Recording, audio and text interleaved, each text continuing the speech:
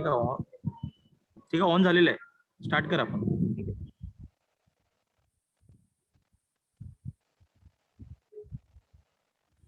सर्वप्रथम सर्वांचं स्वागत. आणि आपण या सेशनला आता सुरू करणार आहोत, पण तत्पूर्वी राहुल, हे होस्ट तुझ्याकडे घे, कारण हे येत राहतात कंटिन्यू. होस्ट माझ्याकडे घेतलं तर मग हे होईल सर, स्क्रीन शेअर नाही होणार ना तुमच्या साईडने. साईन आउट होईल का रे?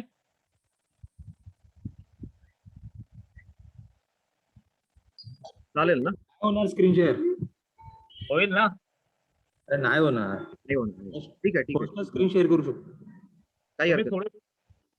थोडा वेळ मिळाला तेव्हा त्याच्यामध्ये तुम्ही ऍडमिट करत राहा, जो रिक्वेस्ट येईल तुम्हाला. चालेल चालेल, काही हरकत नाही. हो, कारण हे आता पॉपअप होत राहत आहे कंटिन्यू, म्हणून म्हटलं. ठीक आहे. करिअरमध्ये सर्वात प्रथम आपण जेव्हा 10वी किंवा 9वी करत असतो त्यावेळी विचार येत असतो आपल्या मनामध्ये की पुढे जाऊन आपल्याला काय करायचंय. पालकांना पण विचार येत असतो की आपल्या मुलांनी जाऊन पुढे काय केलं पाहिजे किंवा काय करू शकतात, कारण त्यांचे गुण त्यांना कळत असतात, त्यांचे गुण त्यांना दिसत असतात. आणि त्या अनुषंगाने आपली घरातली मंडळी आपल्या मुलांना, म्हणजे तुमच्या मुलांना तुम्ही सांगत असता की हे कर ते कर. पण एक स्टेज येतो 10वीच्या, आपण जेव्हा एक्झाम देतो त्यानंतर एक स्टेज येतो की तिथे आपल्याला निर्णय घ्यायचा असतो की आपल्याला जे 3 रूट आहेत, आर्ट, सायन्स आणि कॉमर्स, तर ह्या 3 रूट पैकी एक रूट आपल्याला घ्यायचा असतो. पण त्याच्या व्यतिरिक्त सुद्धा करिअरमध्ये खूप काही गोष्टी आहेत.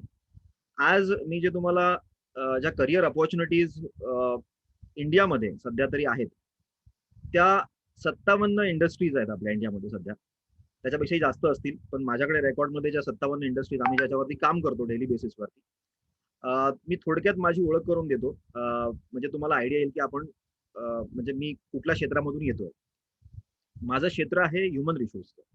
आता ह्युमन रिसोर्स म्हणजे काय, तर जे काही कंपनीज आहेत, जे काही कॉर्पोरेट कंपनीज आहेत, इंडस्ट्रीज आहेत, जे उद्योगधंदे आहेत, त्यांना मॅनपॉवर सप्लाय करणं, त्यांना त्यांची जी रिक्रुटमेंट जो असतो, म्हणजे जी त्यांना गरज लागते मॅनपॉवरची कामं करण्यासाठी, ऑफिसमध्ये असेल किंवा इंडस्ट्रीज मध्ये असेल, तर ही सर्व गरज आम्ही भागवत असतो.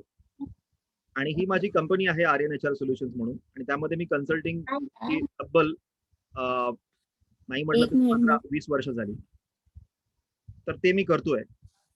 आणि या क्षेत्रामध्ये काम करत असताना खूप गोष्टी, म्हणजे ज्या करिअरच्या संदर्भात ज्या मुलांच्या गोष्टी आहेत त्या समोर येत असतात, आणि त्यातून त्यांना बहुतेक वेळा मार्गदर्शन, त्यांचं काउन्सिलिंग वगैरे केलं जातं. आज मी तुम्हाला काही असं, म्हणजे या विंगला गेलात तर तुम्हाला हे सर्व करता येईल, या विंगला गेल्यानंतर तुम्हाला ह्या सगळ्या गोष्टी करता येतील, असं न दाखवता आपल्या भारतामध्ये किती इंडस्ट्रीज आहेत आणि भारतामधल्या त्या इंडस्ट्रीज मध्ये किती ऑप्शन्स आहेत करिअरचे, ते तुम्हाला मी या ठिकाणी दाखवणार आहे. त्याच्यामुळे तुम्हाला नक्की कुठल्या क्षेत्रामध्ये जाता येईल किंवा तुम्हाला तुमची इच्छा त्यामध्ये क्रिएट होईल, त्यामध्ये उत्पन्न होईल, आणि तुम्ही तिथे जाऊन काही डिसिजन घेऊ शकाल, अशा पद्धतीचं एक आपण हे सेशन करणार आहोत. या सेशन मधून मला वाटतं बहुतेकांच्या काही गोष्टी, त्यांनी जे पिक्चर बनवलं असेल डोक्यामध्ये, ते क्लिअर होईल की खरंच इंडियामध्ये इतक्या सगळ्या इंडस्ट्रीज आहेत, आणि इतक्या सगळ्या इंडस्ट्रीज मध्ये आपली मुलं, आपला मुलगा किंवा मुलगी कुठे ना कुठेतरी ह्या क्षेत्रामध्ये काही ना काहीतरी करू शकतो. आता काही ना काहीतरी म्हणजे काही ना काही जे आहे ते नक्की काय, हे आपल्याला या सेशन मधून तुम्हाला बहुतेक क्लिअर होईल. एकच मिनिट.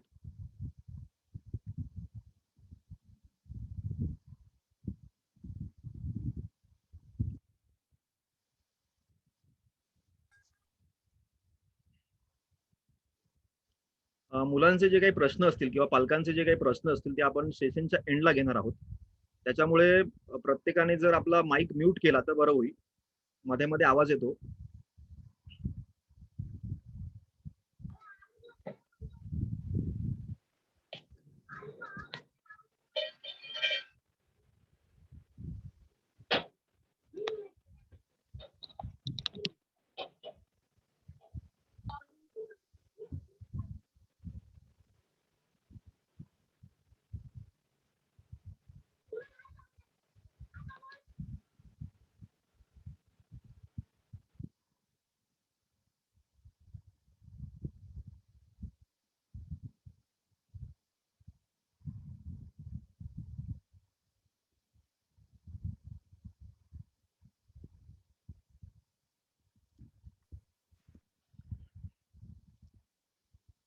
सध्या भारतामध्ये ज्या इंडस्ट्रीज आहेत त्याच्यामध्ये माझा आवाज सर्वांना येतोय?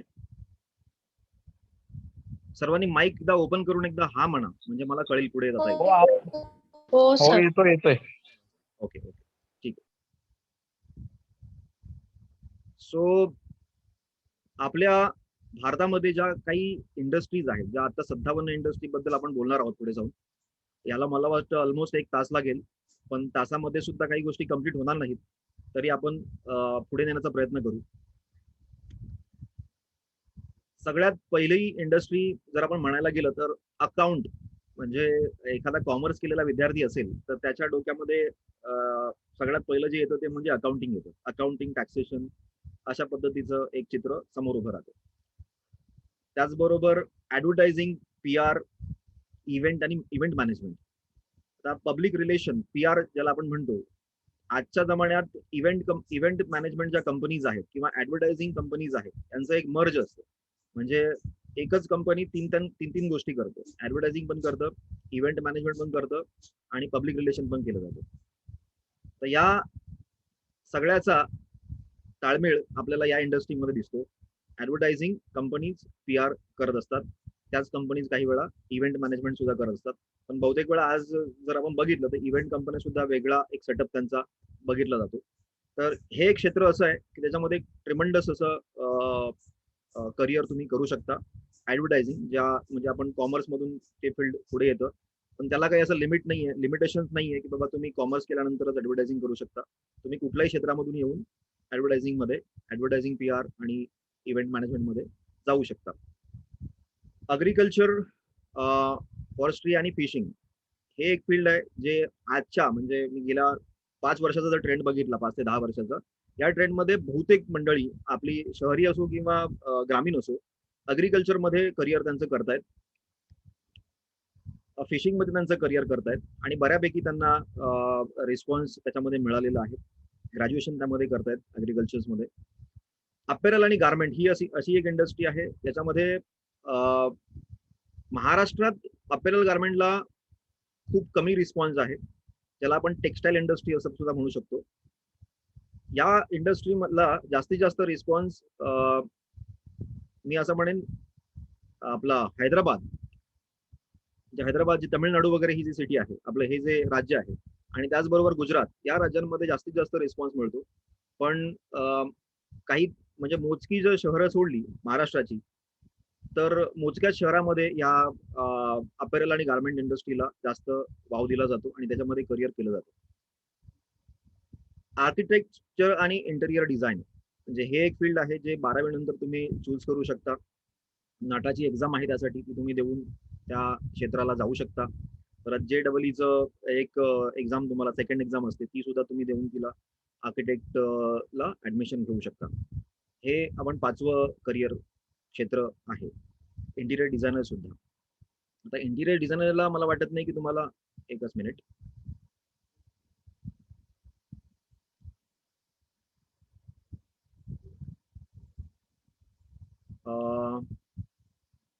एक मिनिट. राहुल, हॅलो. हा बोला. हे मध्ये काय येत आहे? स्क्रीन माझी दिसते तुला? हो दिसते ना स्क्रीन. हे मध्ये काय येत आहे म्हणजे काय कळलं नाही मला. नाही आम्हाला पण सेम तसंच दिसतंय. तुमच्या साईडने काय प्रॉब्लेम नाही ना स्क्रीनवर? नाही नाही. ठीक आहे, राहू दे, आपण पुढे जाऊ. हो. त्यानंतर ऑटोमोबाईल सेगमेंट. ऑटोमोबाईल जगातल्या मला वाटतं आपल्या इंडियाचं जर हे बघितलं, ट्रेंड बघितला आपण,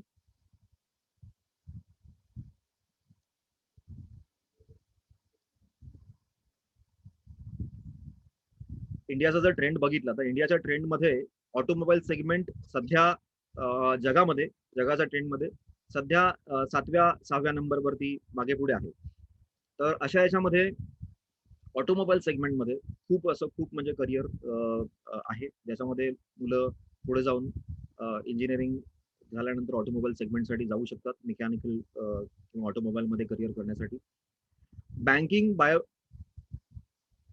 सॉरी बायोटेक्नॉलॉजी आणि फार्मास्युटिकल मेडिसिन. आता हे जे क्षेत्र आहे ते मेडिकलचं सेगमेंट आहे, जिथे आजही म्हणजे आजच्या आपण जर गेल्या 2 वर्षाचा जर पिरियड तुम्ही बघितलात तर या इंडस्ट्रीला, या बायोमेडिकल आणि फार्मास्युटिकल इंडस्ट्रीला ट्रिमंडस असं म्हणजे सगळ्यात टॉप प्रायोरिटीला त्यांनी तेच ठेवलं होतं. कारण कोरोनाचा पिरियड होता. त्या कोरोनाच्या पिरियडमध्ये तुम्हाला फार्मास्युटिकल, मेडिकल आणि बायोटेक्नॉलॉजी म्हणजे जसं की मेडिकल सेगमेंट जो आहे तो सेगमेंट सगळ्यात टॉपला आपल्याला दिसला. का? कारण त्याची गरज होती. पूर्ण भारतालाच नाही, पूर्ण जगाला त्याची गरज होती. त्यानंतर CRM, call centres, BPO, ITES, medical transcription, हे जे फील्ड आहेत ही BPO सेगमेंट आपण त्याला म्हणतो, त्याला KPO सेगमेंट असं सुद्धा म्हटलं जातं. तर या सेगमेंटमध्ये सुद्धा मुलं पुढे जाऊन करिअर करू शकतात. CRM म्हणजे customer relation management, call centres मध्ये या सगळ्या गोष्टी असतात. त्याचबरोबर BPO सेगमेंटमध्ये, ITES सेगमेंटमध्ये ह्या गोष्टींचं आपल्याला मार्गदर्शन केलं जातं. त्याचबरोबर कॅटरिंग, फूड सर्व्हिसेस, रेस्टॉरंट्स हे एक असं फील्ड आहे जे आपण स्वतः एस्टॅब्लिश करू शकतो. यासाठी मला वाटत नाही की शिक्षणाची गरज नाही अशातला भाग नाही, गरज आहे. बट तुमच्या हाताला जर चांगली चव असेल आणि तुमचा फोकस क्लिअर असेल की बाबा मला फूड इंडस्ट्रीमध्ये काही करायचंय, तर हे एक सेगमेंट तुमच्यासाठी खुलं आहे. आणि त्याचबरोबर मॅन मॅनेजमेंट इथे तुम्हाला जमली पाहिजे, त्यासाठी शिक्षणाची गरज आहे. कन्स्ट्रक्शन, सिमेंट, मेटल, स्टील आणि आयर्न या इंडस्ट्री एकत्र ठेवण्याचं कारण एकच आहे, कारण ह्या इंटरडिपेंडंट इंडस्ट्रीज आहेत. कन्स्ट्रक्शनला सिमेंटची गरज आहे, मेटलची गरज आहे, स्टीलची गरज आहे, आयर्नची गरज आहे. ओके, तर ह्या सगळ्यांचं एक इंडस्ट्री आपण बनवलेली आहे, त्याला आपण इंजिनिअरिंग EPC सुद्धा म्हणतो. आणि या इंडस्ट्रीमध्ये सुद्धा स्कोप आहे. इंजिनिअरिंग झाल्यानंतर किंवा या क्षेत्रामध्ये आज जर सिंपल गोष्ट बघायची झाली तर प्रत्येक इंडस्ट्रीला अकाउंटची गरज असते, प्रत्येक इंडस्ट्रीला फिनान्सची गरज असते, प्रत्येक इंडस्ट्रीला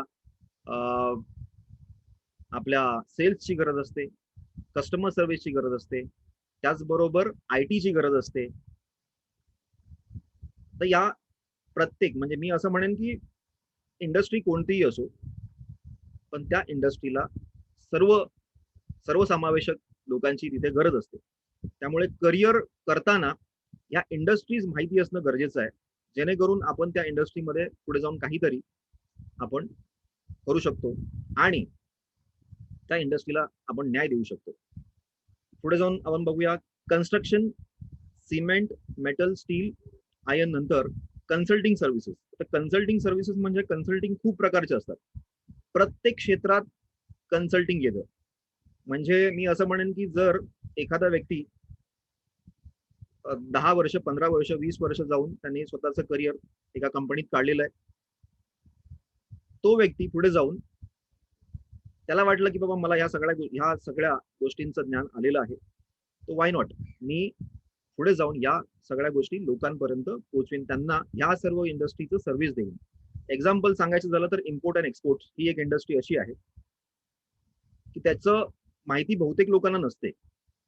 मध्ये इम्पोर्ट आणि एक्सपोर्ट होतं कसं, तर त्याची एक कन्सल्टिंग सर्व्हिस काढलं जातं. मग त्या कन्सल्टिंग सर्व्हिसेस मधून लोकांना ज्यांना इंटरेस्ट आहे इम्पोर्ट एक्सपोर्ट करण्यामध्ये त्यांना त्याचं मार्गदर्शन केलं जातं किंवा त्यांना ते सांगितलं जातं, गाईड केलं जातं. ती एक कन्सल्टिंग सर्व्हिस आहे. प्रत्येक क्षेत्रामध्ये इम्पोर्ट एक्सपोर्टच नाही, सर्व क्षेत्रामध्ये, इव्हन माझं क्षेत्र जे आहे ह्युमन रिसोर्स, त्या ह्युमन रिसोर्स मध्ये सुद्धा कन्सल्टिंग आम्ही कन्सल्ट करतो वेगवेगळ्या कंपन्यांना, आम्ही कन्सल्ट करतो वेगवेगळ्या क्षेत्रातील मुलांना, आम्ही कन्सल्ट करतो वेगवेगळ्या पालकांना. तर ह्या सगळ्या गोष्टींचं म्हणजे सर्व इंडस्ट्रीमध्ये कन्सल्टिंग हे प्रकार येतो, जो ज्या व्यक्तीला ज्याने एक्सपिरियन्स घेतलेला आहे अशा व्यक्तीला आपण कन्सल्टंट म्हणून नेमू शकतो कंपन्यांमध्ये. त्यानंतर कन्झ्युमर ड्युरेबल आणि FMCG हा सगळ्यात मोठा पार्ट आहे इंडियाचाच नाही, पूर्ण ग्लोबचा, ज्याच्यामध्ये लोक करिअर करता आहेत आणि बऱ्यापैकी सेटल आहेत. कन्झ्युमर ड्युरेबल आणि FMCG नथिंग बट ज्या दैनंदिनच्या गरजेच्या गोष्टी आहेत त्या सगळ्या याच्यामध्ये येतात. एकच मिनिट.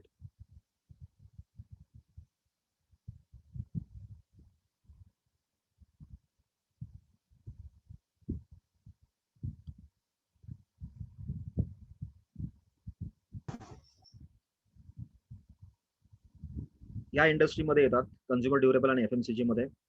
आणि डिफेन्स डिफेन्स सगळ्यांनाच माहिती असेल, डिफेन्समध्ये कोणाला जायला नाही आवडत. प्रत्येकाला वाटतं की आपल्या म्हणजे आपण देशासाठी लढावं. ही एक अशी इंडस्ट्री आहे ज्यामध्ये आपण करिअर करू शकतो.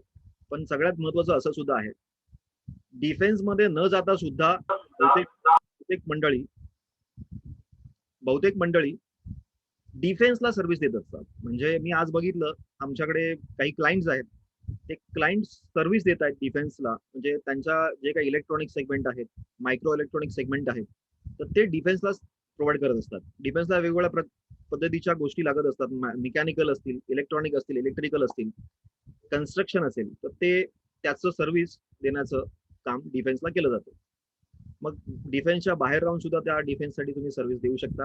पण तरी सुद्धा बहुतेक मुलांच्या इच्छा असतात की आपण डिफेन्समध्ये जावं. तर डिफेन्स एक अशी एक इंडस्ट्री आहे ज्यामध्ये तुम्ही करिअर करू शकता.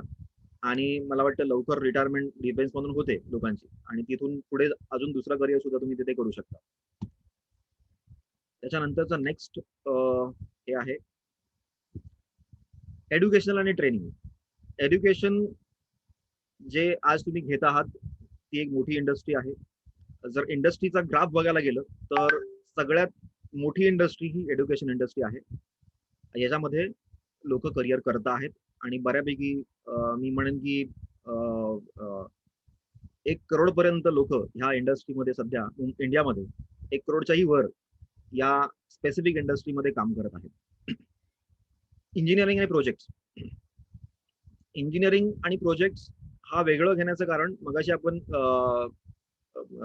एक सेगमेंट बघितला तो कन्स्ट्रक्शनचा होता.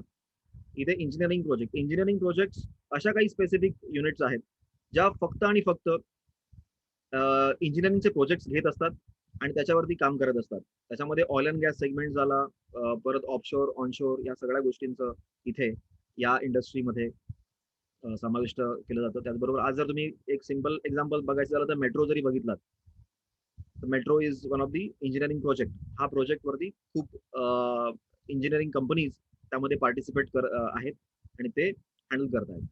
आणि त्याच्यानंतर पुढे गेल्यानंतर एंटरटेनमेंट मीडिया ही एक अशी इंडस्ट्री आहे, इथे आपण बायफर्गेशन करायचं राहिलंय.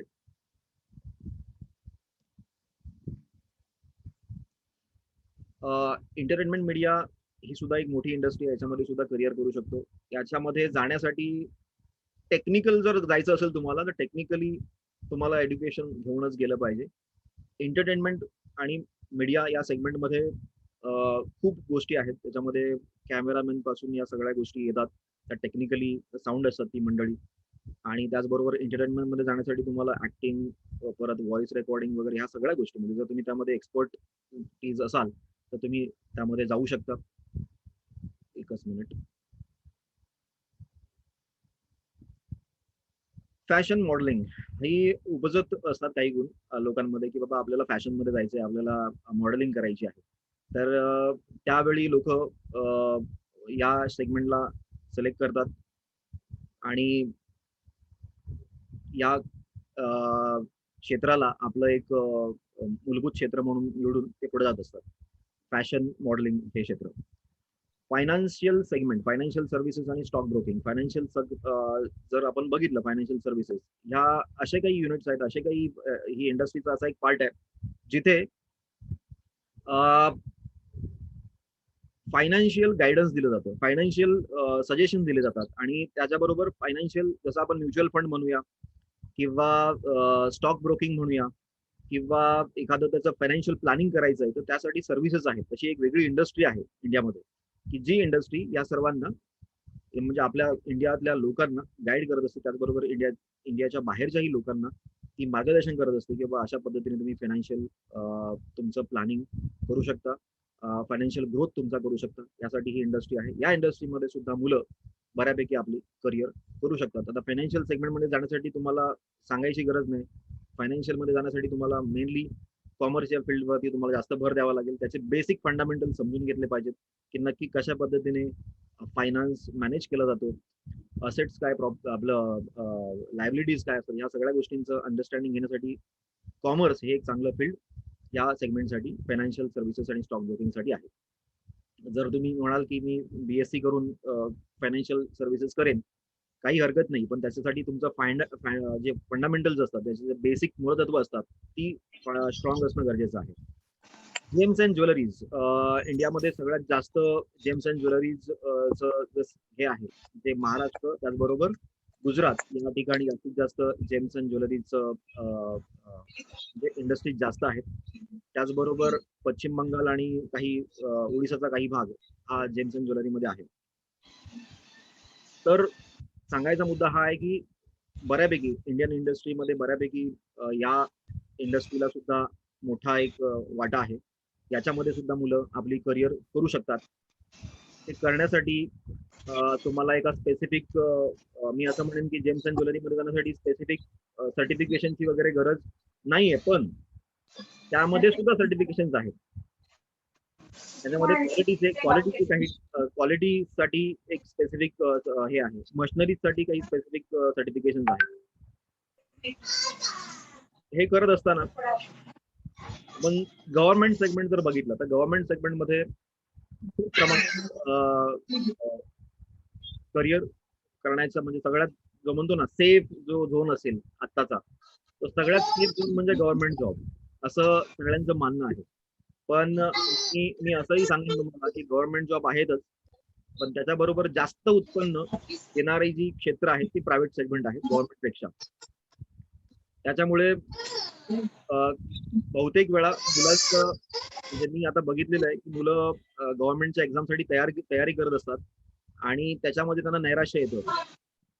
गव्हर्नमेंटमध्ये त्यांना म्हणजे कुठल्याही क्षेत्रामध्ये प्रयत्न करत असताना की आज ह्या एक्झाम मध्ये पास होत नाही, आम्ही UPSC ला बसलोय, मी MPSC ला बसलोय, त्यामध्ये माझं होत नाहीये. अशा वेळी त्यांचं नैराश्य वाढतं. त्याच्यामुळे एका वेगळ्या डिसिजनला ते अशा वेळी नैराश्य न करता. अभिजित सर एक मिनिट. सर एक मिनिट, सगळेजण म्यूट करा ना, सगळेजण म्यूट करा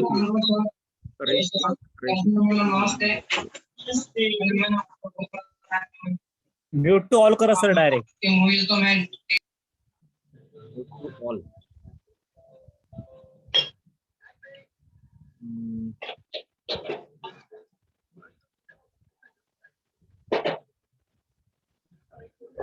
ऑप्शन कुठे आहे?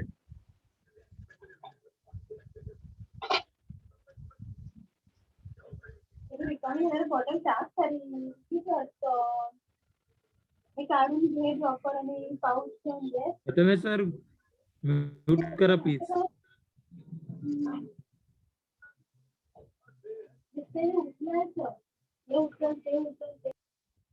केलंय का? स्टार्ट करा सर. ओके. आणि सर बॅकएंड मध्ये ना रिस्ट्रिक्शन देत राहतात, नवीन नवीन ऍडमिट करत राहा प्लीज त्यांना. हे चालू आहे काय? मध्ये मध्ये चालू आहे. हो चालेल, थँक्यू. सो गव्हर्नमेंट सेगमेंट नंतर हेल्थकेअर, हॉटेल इंडस्ट्री. हेल्थकेअर वेगळं आहे आणि हॉटेल वेगळं आहे, ते वरखाली झालंय. हेल्थकेअर हा एक सेगमेंट आहे जो ज्याच्यामध्ये जर तुम्ही बघितला तर डायग्नोस्टिक सेंटर्स आहेत. तर डायग्नोस्टिक सेंटर्स मध्ये वेगवेगळ्या प्रकारच्या ऑपॉर्च्युनिटीज आहेत.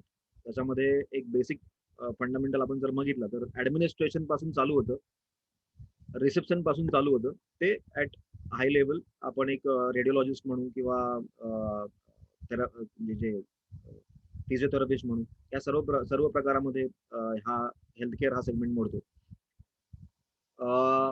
आपण मध्ये एक राहिलंय इम्पोर्ट एक्सपोर्ट आणि मर्चंडायझिंग ही एक इंडस्ट्री आहे. ही इंडस्ट्री, या इंडस्ट्रीमध्ये जर बघायला गेलं तर खूप प्रमाणात म्हणजे इंडियाच्या फक्त 1.5% म्हणजे पूर्ण जे काही बिझनेस होतो आपला 1.5 ते 2% लोक इम्पोर्ट एक्सपोर्ट मध्ये कामं करतायत. म्हणजे आज भारताला GDP सुधारण्यासाठी ज्या गोष्टीची गरज आहे, इम्पोर्ट आणि एक्सपोर्ट, म्हणजे इम्पोर्ट कमी करून एक्सपोर्ट वाढवणं.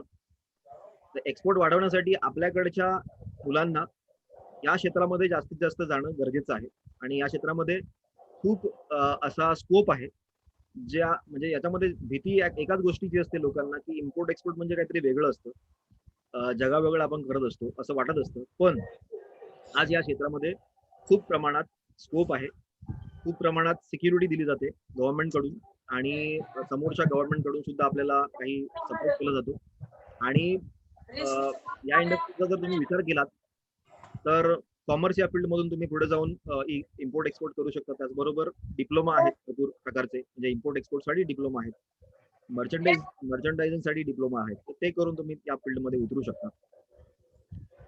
ट्रॅव्हल म्हणजे hotel, travel, tourism, airline, hospitality ही एक इंडस्ट्री आजच्या घडीला, आज जर आपण कोरोनाच्या स्थितीमध्ये जर बघितलं तर ही सर्व इंडस्ट्री जी आहे, हॉटेल, ट्रॅव्हल, टुरिझम, एअरलाईन आणि हॉस्पिटॅलिटी, सगळ्यात जास्त उत्पन्न करणारी जी इंडस्ट्री आहे ती सगळ्यात ही आहे.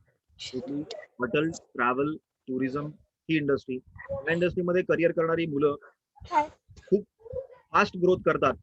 आतापर्यंत हा इतिहास आहे. पण कोरोनाच्या पूर्ण काळामध्ये या इंडस्ट्रीला म्हणजे धक्का बसला आणि या इंडस्ट्रीमध्ये आताच्या घडीला निव्वळ मी असं म्हणेन की 50% पर्यंत याचा बिझनेस येऊन थांबलेला आहे. पण भविष्यात या पूर्ण स्थितीनंतर भविष्यात या पूर्ण इंडस्ट्रीला चांगली उभारी येईल. या इंडस्ट्रीमध्ये सुद्धा तुम्ही करिअर करू शकता. IT हार्डवेअर, नेटवर्किंग आणि IT सॉफ्टवेअर ही एक अशी इंडस्ट्री आहे कधीही न मरणारी. IT हार्डवेअर हे येत असतात, त्याच्यामध्ये हार्डवेअर नवीन नवीन प्रकारचं येत असतं, सॉफ्टवेअर नवीन नवीन प्रकारचं येत असतं. त्याच्यामध्ये करिअर करताना तुम्हाला म्हणजे BSc IT करा, MSc IT करा. हे करत असताना तुम्हाला परत मी BE बोलत आहे. जे आहे हे करून सुद्धा तुम्ही IT क्षेत्रामध्ये चांगल्या प्रकारे उतरू शकता आणि करिअर त्यामध्ये करू शकता. इन्शुरन्स हा एक सेगमेंट आहे, हा खूप वास्ट सेगमेंट आहे. इंडियाच्या पूर्ण स्टडीपैकी मला वाटतं हार्डली इन्शुरन्स घेणारी जी लोक आहेत ती किमान मला वाटतं 20% लोकांकडे इन्शुरन्स आहे आताच्या. म्हणजे 80% लोकांकडे इन्शुरन्स नाही असं समजून चला. म्हणजे 80% लोकांपर्यंत तुम्हाला जर इन्शुरन्स पोहोचवायचा असेल म्हणजे स्कोप भरपूर आहे. तर इन्शुरन्स फक्त म्हणजे माणसाचा नाही, तर इन्शुरन्स सगळ्या गोष्टीचा आहे. तर त्यामध्ये सुद्धा करिअर आपण करू शकता.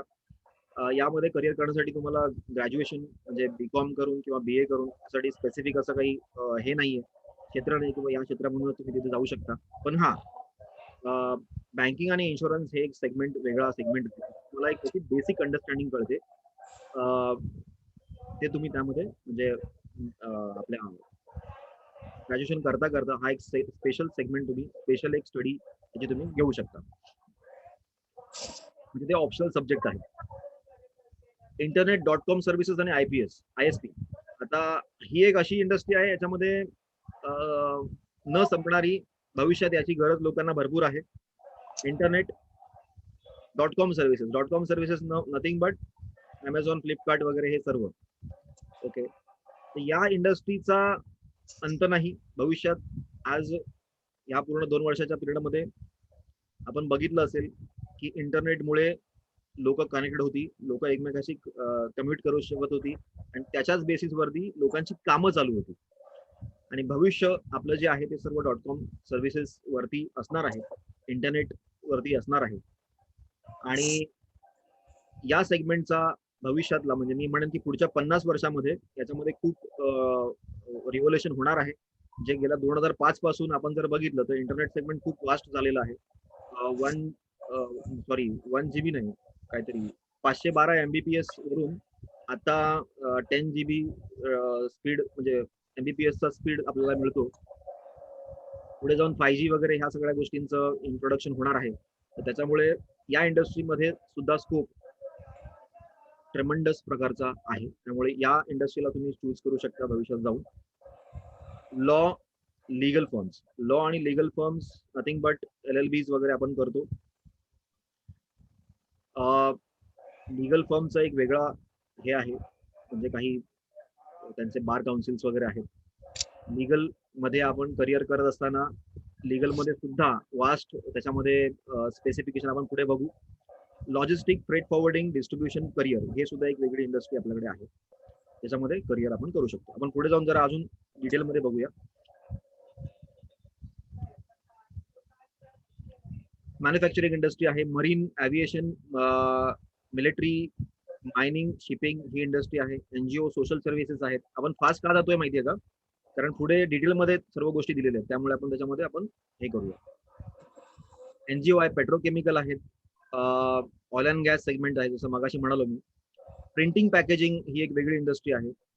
Project infrastructure, power energy, real estate, recruitment, placement agencies हे सुद्धा एक वेगळी इंडस्ट्री आहे.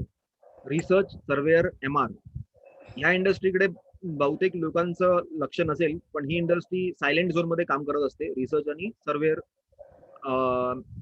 मॅनेजमेंट रिप्रेझेंटेटिव्ह ही एक इंडस्ट्री बऱ्यापैकी इंडियामध्येच नाही सगळीकडे या ऑल ओव्हर ग्लोब मध्ये ही इंडस्ट्री चालू आहे आणि बऱ्यापैकी चालू आहे. रिटेलिंग म्हणजे जसं की मॉल्स वगैरे. त्याचबरोबर सिक्युरिटी लॉ एन्फोर्समेंट ही सुद्धा एक वेगळी इंडस्ट्री आहे, जसं की टॉप सिक्युरिटीज वगैरे ह्याच्या आहेत. तर या सगळ्या या इंडस्ट्रीज मध्ये येतात. बऱ्यापैकी यामध्ये सुद्धा करिअर करणारी लोक आजही थ्रू आउट इंडिया आहेत. स्पोर्ट्स आणि रिक्रिएशनल आताची भविष्याची सगळ्यात जास्त उत्पन्न देणारी ही इंडस्ट्री स्पोर्ट्स आणि रिक्रिएशन ही इंडस्ट्री आहे. त्याच्यामध्ये करिअर करताना म्हणजे आता गेल्या 5-10 वर्षामध्ये याच्यामध्ये खूप प्रकारे, जेव्हापासून 5-10 म्हणण्यापेक्षा मी 10 वर्ष मागे जाईन, IPL जेव्हापासून सुरू झालेलं त्यापासून खूप प्रकारचं यामध्ये एज्युकेशन चालू झालेलं आहे आणि बऱ्यापैकी यामध्ये आपण करिअर करू शकता. त्यासाठी डिप्लोमाज वगैरे भरपूर अवेलेबल आहेत. तुम्ही मुंबई युनिव्हर्सिटीमध्ये जाऊन म्हणजे या पुढचं माहिती घेऊ शकता. टेलिकॉम हे एक सुद्धा वास्ट सेगमेंट आपल्याकडे आहे. राहुल, इथे आपलं चॅट ऑप्शन सुद्धा आहे का? हो आहे. मध्ये काही जणांचं चॅट तिथे येत आहे, त्यामुळे हो, त्यांनी सर सजेस्ट केलंय की जे अनम्यूट आहेत, म्यूट आहेत, त्यांना तुम्ही डायरेक्टली तिथून म्यूट करू शकता. ओके असेल.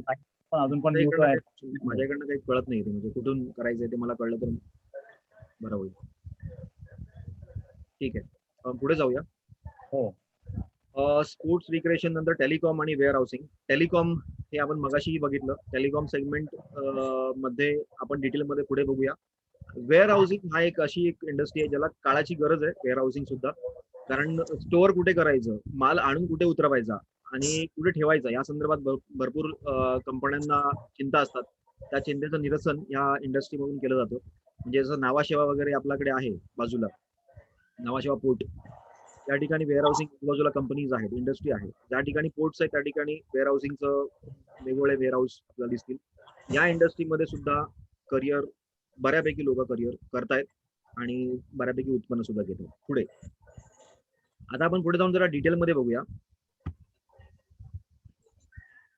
अकाउंटिंग, टॅक्सेशन, कंपनी सेक्रेटरी आणि ऑडिट ही एक सेगमेंट आपण पहिली जी बघितली. त्यामध्ये काय करू शकतो एखादा व्यक्ती? त्यामध्ये ऑडिट, रिस्क म्हणजे कंपन्यांची जी रिस्क आहे, ऑडिट आहे, हे करणारे व्यक्ती एक स्पेसिफिक व्यक्ती असतो, तो ऑडिट करतो. एक स्पेसिफिक अकाउंटंट असतो जो बुक किपिंग वगैरे करत असतो. हे झालं अकाउंटिंगचं बेसिक. त्याच्यामध्येच पुढे जाऊन लोक चार्टर्ड अकाउंटंट वगैरे करत असतात. सुरुवात करताना आपण अकाउंटिंगचं अकाउंट असिस्टंट, अकाउंटंट किंवा अकाउंटंट असिस्टंट म्हणून करतो आणि त्यानंतर या चार्टर्ड अकाउंटंटसाठी आपण जात असतो. चार्टर्ड अकाउंटंट ही स्पेसिफिक डिग्री आहे, इंडियामध्ये नावाजलेली, सगळ्यांना माहिती असेल. सुरुवात आपण CPA पासून करतो. त्याच्यानंतर कंपनी सेक्रेटरी हे सुद्धा एक बऱ्यापैकी त्याला स्कोप आहे. त्याच्यामध्ये तुम्ही कंपनी सेक्रेटरी CS चा कोर्स करून CS सर्टिफिकेशन वगैरे घेऊन तुम्ही कंपनी सेक्रेटरी एखाद्या नावाजलेल्या कंपनीमध्ये जाऊ शकता. Cost accounting is nothing but chartered accounting झाल्यानंतर सुद्धा तुम्ही कॉस्ट अकाउंटिंग करू शकता किंवा इंटर CA झाल्यानंतर सुद्धा तुम्ही कॉस्ट अकाउंटिंग करू शकता. बहुतेक मंडळी कॉस्ट अकाउंटिंग केव्हा करते, म्हणजे जनरली ICW झालेली जी काही मंडळी आहेत, जे इंटर ICW आहेत, ते सुद्धा कॉस्ट अकाउंटिंग जातात. ज्यांचा ICW झालेले आहेत ते व्यवस्थित एका आस्थापनामध्ये जसं चार्टर्ड अकाउंटंट काम करतात, त्याच प्रकारे ICW झालेली मंडळी सुद्धा काम करत असतात. इम्पोर्ट एक्सपोर्ट अकाउंटिंग अकाउंटिंगच आहे, फक्त इम्पोर्ट एक्सपोर्ट स्पेसिफिक अकाउंटिंग केलं जातं. हे करिअरचं आहे. करिअर सिक्युरिटी म्हणजे नथिंग बट स्टॉक एक्सचेंज. त्यामध्ये जे काही वेगळ्या वेगळ्या सिक्युरिटीज आहेत त्याबद्दल नॉलेज, त्याबद्दलचं माहिती घेऊन या क्षेत्रामध्ये लोक आपलं करिअर करत असतात. टॅक्सेशन, मी आता म्हणेन की टॅक्सेशन साठी काही स्पेसिफिक एजन्सी आता 6 वाजता त्या टॅक्सेशनच काम करतात, बाकी काही करत नाही. काही स्पेसिफिक एजन्सी असतात त्या फक्त कम्प्लायन्सच काम करतात, बाकी काही करत नाही. तर याच्यामध्ये तुम्ही तुमचं करिअर करू शकता. बऱ्यापैकी त्यामध्ये स्कोप आहे. ऑडिट असेल, बुक किपिंग असेल, चार्टर्ड अकाउंटन्सी असेल, कंपनी सेक्रेटरी असेल, कॉस्ट अकाउंटिंग असेल, ICW असेल, इम्पोर्ट एक्सपोर्ट असेल, सिक्युरिटीज सेगमेंट असेल, टॅक्सेशन असेल, यामध्ये तुमचं करिअर अकाउंटिंग या सेगमेंटमध्ये जाऊन चांगल्या प्रकारे करू शकता. पुढे जाऊया आपण. ऍडमिनिस्ट्रेशन ही काही वेगळी इंडस्ट्री नाही, पण यामध्ये काय असतं नक्की त्या ऍडमिनिस्ट्रेशन मध्ये, म्हणजे ऍडमिनिस्ट्रेशन आपण कुठे कुठे लागतं, तर इव्हेंट प्लॅनिंग करताना ऍडमिनिस्ट्रेशनची गरज आहे, फॅसिलिटी मॅनेजमेंट मध्ये ऍडमिनिस्ट्रेशनची गरज आहे, ऑफिस मॅनेजमेंट आणि कोऑर्डिनेशन याला आपण ऍडमिनिस्ट्रेशन म्हणूया. ऑफिस सर्व्हिसेस, ऑफिस मध्ये ज्या काही गोष्टी तुम्हाला मॅनेज करायच्या आहेत छोट्या मोठ्या, त्या करत असताना त्या लोकांना आपल्याला बरोबर घेऊन मॅनेज करायचं असतं. स्टाफ अमेनिटीज आहे, सप्लाय कोऑर्डिनेशन आहे, अदर ऍडमिनिस्ट्रेशन ऍक्टिव्हिटीज या ऍडमिनिस्ट्रेशन या सेगमेंटमध्ये होतात.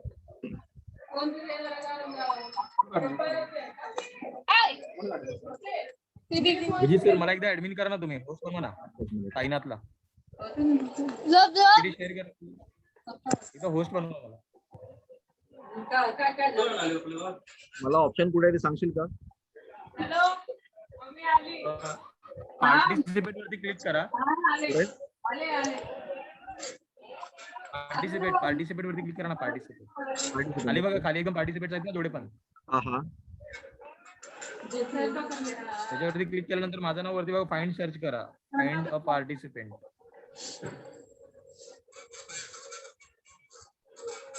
साईनाथ आज तू म्यूट आहे.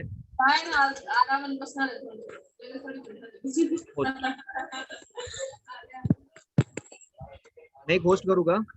मी रिक्वेस्ट, हा मला होस्ट करा, मी होस्ट करा.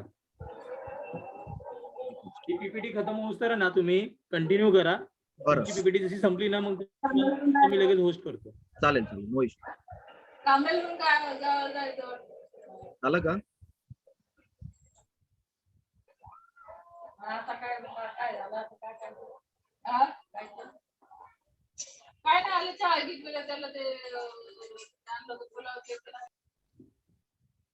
ऍडमिनिस्ट्रेशन नंतर जे आपण बघितली दुसरी इंडस्ट्री होती ऍडव्हर्टायझिंग, PR, इव्हेंट्स. याच्यामध्ये जे करिअर करू इच्छितात त्यांच्यासाठी ह्या ऑप्शन्स अवेलेबल आहेत.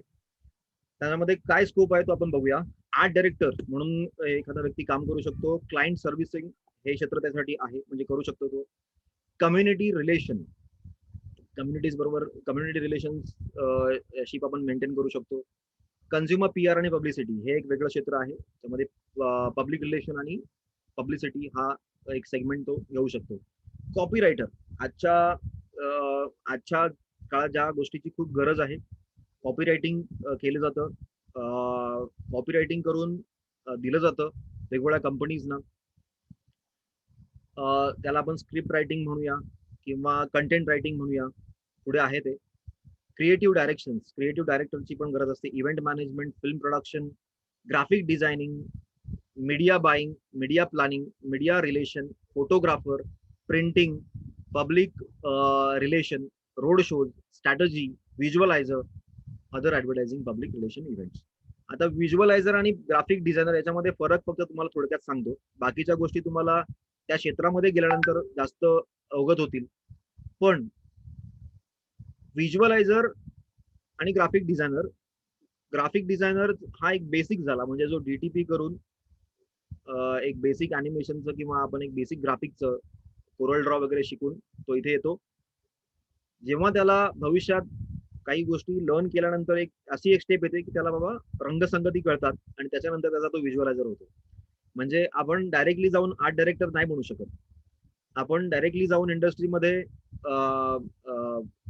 डायरेक्शन नाही करू शकत. तर तुम्हाला बेसिक फंडामेंटल शिकल्यानंतर या सगळ्या गोष्टींमध्ये तुमचं करिअर हळूहळू करता येतं. क्लायंट सर्व्हिसिंग हा बेसिक आहे, तुमचं सुरुवात करू शकता तुम्ही. कम्युनिटी रिलेशनशिप सुद्धा तुमची सुरुवात असते, कम्युनिटीची तुम्हाला संवाद साधायचा असतो. तसंच कॉपी रायटिंग मध्ये तुम्ही बेसिक म्हणजे बेसिक शिकून तुम्ही कॉपी रायटिंग वगैरे करू शकता. क्रिएटिव्ह डायरेक्शन करण्यासाठी तुम्हाला डायरेक्टर्स बरोबर असिस्ट करावं लागेल, त्याच्यानंतर तुम्ही त्यामध्ये करिअर करू शकता. तर हे सगळं करत असताना इव्हेंट हा एक स्पेसिफिक, ऍडव्हर्टायझिंग आणि इव्हेंट हे स्पेसिफिक एक स्टडी आहे, जी तुम्ही कॉमर्स म्हणा किंवा आर्ट्स म्हणा यामधून या क्षेत्रामध्ये जाऊन सुद्धा तुम्ही पुढे जाऊन करू शकता. यासाठी काही स्पेसिफिक असं बंधन नाही. बीएससी करणारी लोक सुद्धा इथे आहेत. इव्हन डॉक्टर्स सुद्धा आपल्या या ऍडव्हर्टायझिंग आणि PR इंडस्ट्रीमध्ये आता अवेलेबल आहेत, स्वतःचं करिअर करत आहेत. आपण पुढे जाऊया. Anchoring TV, films and film productions याच्यामध्ये सुद्धा करिअर करणारी भरपूर मंडळी आहेत. आर्ट डायरेक्टर त्याच्यामध्ये आहेत, editor, journalism, film making, news anchors, त्याचबरोबर प्रोडक्शन, टेक्निकल मध्ये प्रोडक्शनला हेल्प करत असतात, प्रोडक्शन हाऊसला. तर ही इंडस्ट्री खूप वास्ट आहे आजच्या घडीला, खूप डिमांड सुद्धा आहे. तर या इंडस्ट्रीमध्ये सुद्धा तुम्ही तुमचं करिअर, मुलं आपलं करिअर करू शकतात. यासाठी स्पेसिफिक असं मी म्हणेल की टेक्निकल एज्युकेशनची इथे गरज असेल. टेक्निकल बरोबर जर तुम्ही आर्ट डायरेक्शनसाठी वगैरे जाता, तर तिथे तुम्हाला बेसिक पासून सुरुवात करावी लागेल आणि त्यानंतर तुम्हाला आर्ट डायरेक्टर्स वगैरे या हुद्द्यापर्यंत पोहोचता येईल. पण हा, याच्यामध्ये अजून एक बघायला झालं तर एडिटर आणि जर्नलिस्ट. एडिटर आणि जर्नलिस्ट हा एक असा रोल आहे जिथे मुलं एडिट करायला शिकतात. म्हणजे आपण म्हणूया की न्यूज रायटिंग असते, स्क्रिप्ट रायटिंग असते. जर्नलिस्ट हे जर तुम्ही बघितलं तर जर्नलिस्टमध्ये बऱ्यापैकी स्कोप आहे. आज ज्याला आपण मीडिया जो पार्ट आहे, मीडियाचा कुठला पार्ट, न्यूज रायटिंगचा वगैरे, तर त्याच्यामध्ये सुद्धा ते मंडळी करिअर करू शकतात. आर्किटेक्ट, इंटिरियर डिझाईन आणि नोव्हल आर्ट हे nothing but architect he industry आपली आहेच. त्याच्यामध्ये जसं मगाशी म्हणालो की आर्किटेक्ट करण्यासाठी 12वी नंतर नाटा ही एक्झाम देऊन, त्याचबरोबर JEE च सेकंड एक्झाम देऊन तुम्ही या आर्किटेक्टला तुम्ही बसू शकता. इंटिरियर डिझायनर यासाठी काही स्पेसिफिक कोर्स आहेत इंटिरियर डिझायनरचे, ते तुम्ही करू शकता, डिप्लोमा करू शकता. मरीन इंजिनिअरिंग आणि अदर आर्किटेक्ट सुद्धा तुम्ही आर्किटेक्ट मध्ये एक स्पेसिफिक त्याला नोवेल आर्ट आपण म्हणतो, ते पण तुम्ही लर्न करून पुढे जाऊ शकता. बँकिंग, इन्शुरन्स हा खूप मोठा वास्ट एरिया आहे. त्याच्यामध्ये या सगळ्या प्रकारचं तुम्ही जर तुम्हाला स्क्रीन दिसत असेल, तुम्ही वाचून दाखवण्यापेक्षा तुम्ही जर समजलात की नक्की काय काय आहे, तर तुम्हाला जास्त हे कळेल की ॲक्युरियल म्हणजे कंपेअरिंग विथ म्हणजे एक्झॅक्ट इन्शुरन्सची रिस्क समजून घेणारा व्यक्ती, अशा पद्धतीचं एक वेगळं इंडस्ट्री म्हणण्यापेक्षा त्या इंडस्ट्रीमध्ये एक छोटासा जॉब आहे. तो व्यक्ती इन्शुरन्सची, एखाद्याला इन्शुरन्स करायचं असेल तर त्याचं रिस्क टेकिंग जे असतं, किती रिस्क आपण घेतोय, कंपनी किती रिस्क घेते आणि त्या माणसावरती किती रिस्क आहे, हे त्याला ॲक्युरियलचं काम आहे. बँक ॲश्युरन्स, परत बँकिंग, जनरल बँकिंग जी असते ती, ब्रोकर्स, क्लेम कलेक्शन मॅनेजमेंट, त्याचबरोबर कॉर्पोरेट ॲडवायझरी, डेप इश्यू, इक्विटी अनालिस्ट, फॉरेक्स म्हणजे फॉरेन एक्सचेंज आपलं जे आहे, ट्रेडिंग, IPOचं म्हणायला गेलं तर भरपूर काही आहे त्याच्यामध्ये बोलण्यासारखं. आपल्याकडे जर काही टेक्निकल मुलं असतील जे आता त्याच्यामध्ये काम करतात, तुम्हाला सांगू शकतील IPL बद्दल. इन्शुरन्स ऍडवायझर, जसं मगाशी म्हणालो की इन्शुरन्स हा एक वेगळा सेगमेंट आहे, तो इन्शुरन्स ऍडवायझर म्हणून सुद्धा स्वतःचं करिअर मुलं करू शकतात. Insurance analyst, mergers and acquisition, mutual fund, personal banking, त्याचबरोबर पर्सनल बँकिंग, लायबिलिटीज आणि असेट्स, या दोन वेगवेगळ्या सेगमेंट्स आहेत. Personal retail, portfolio management, fund management, project structure, finance relationship management, risk credit, economic analyst, stock broking, trading, treasury, underwriter, other banking, insurance. या पूर्ण सेगमेंटमध्ये जर बघायला गेलं तर खूप प्रकारचं बँकिंग हा जो क्षेत्र आहे खूप वास्ट आहे.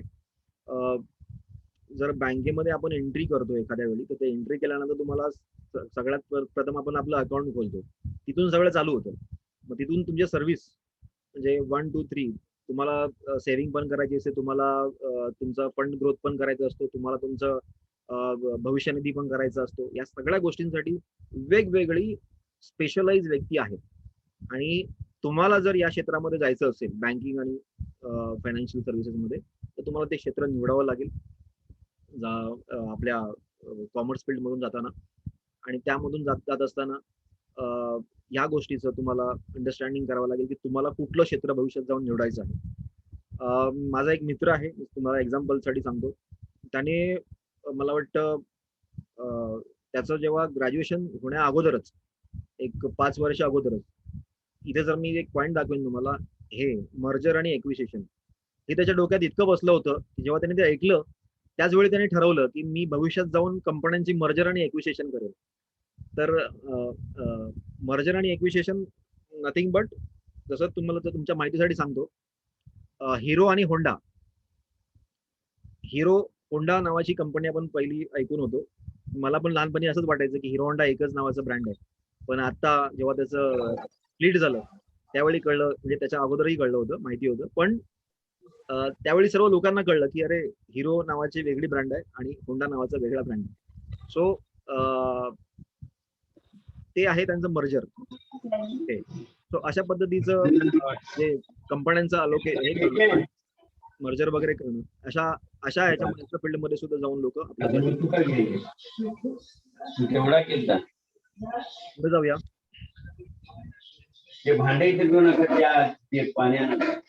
बायोटेक, R&D आणि सायंटिस्ट ही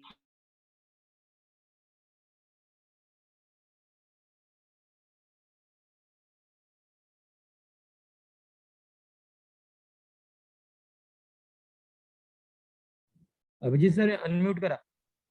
ओके, छान.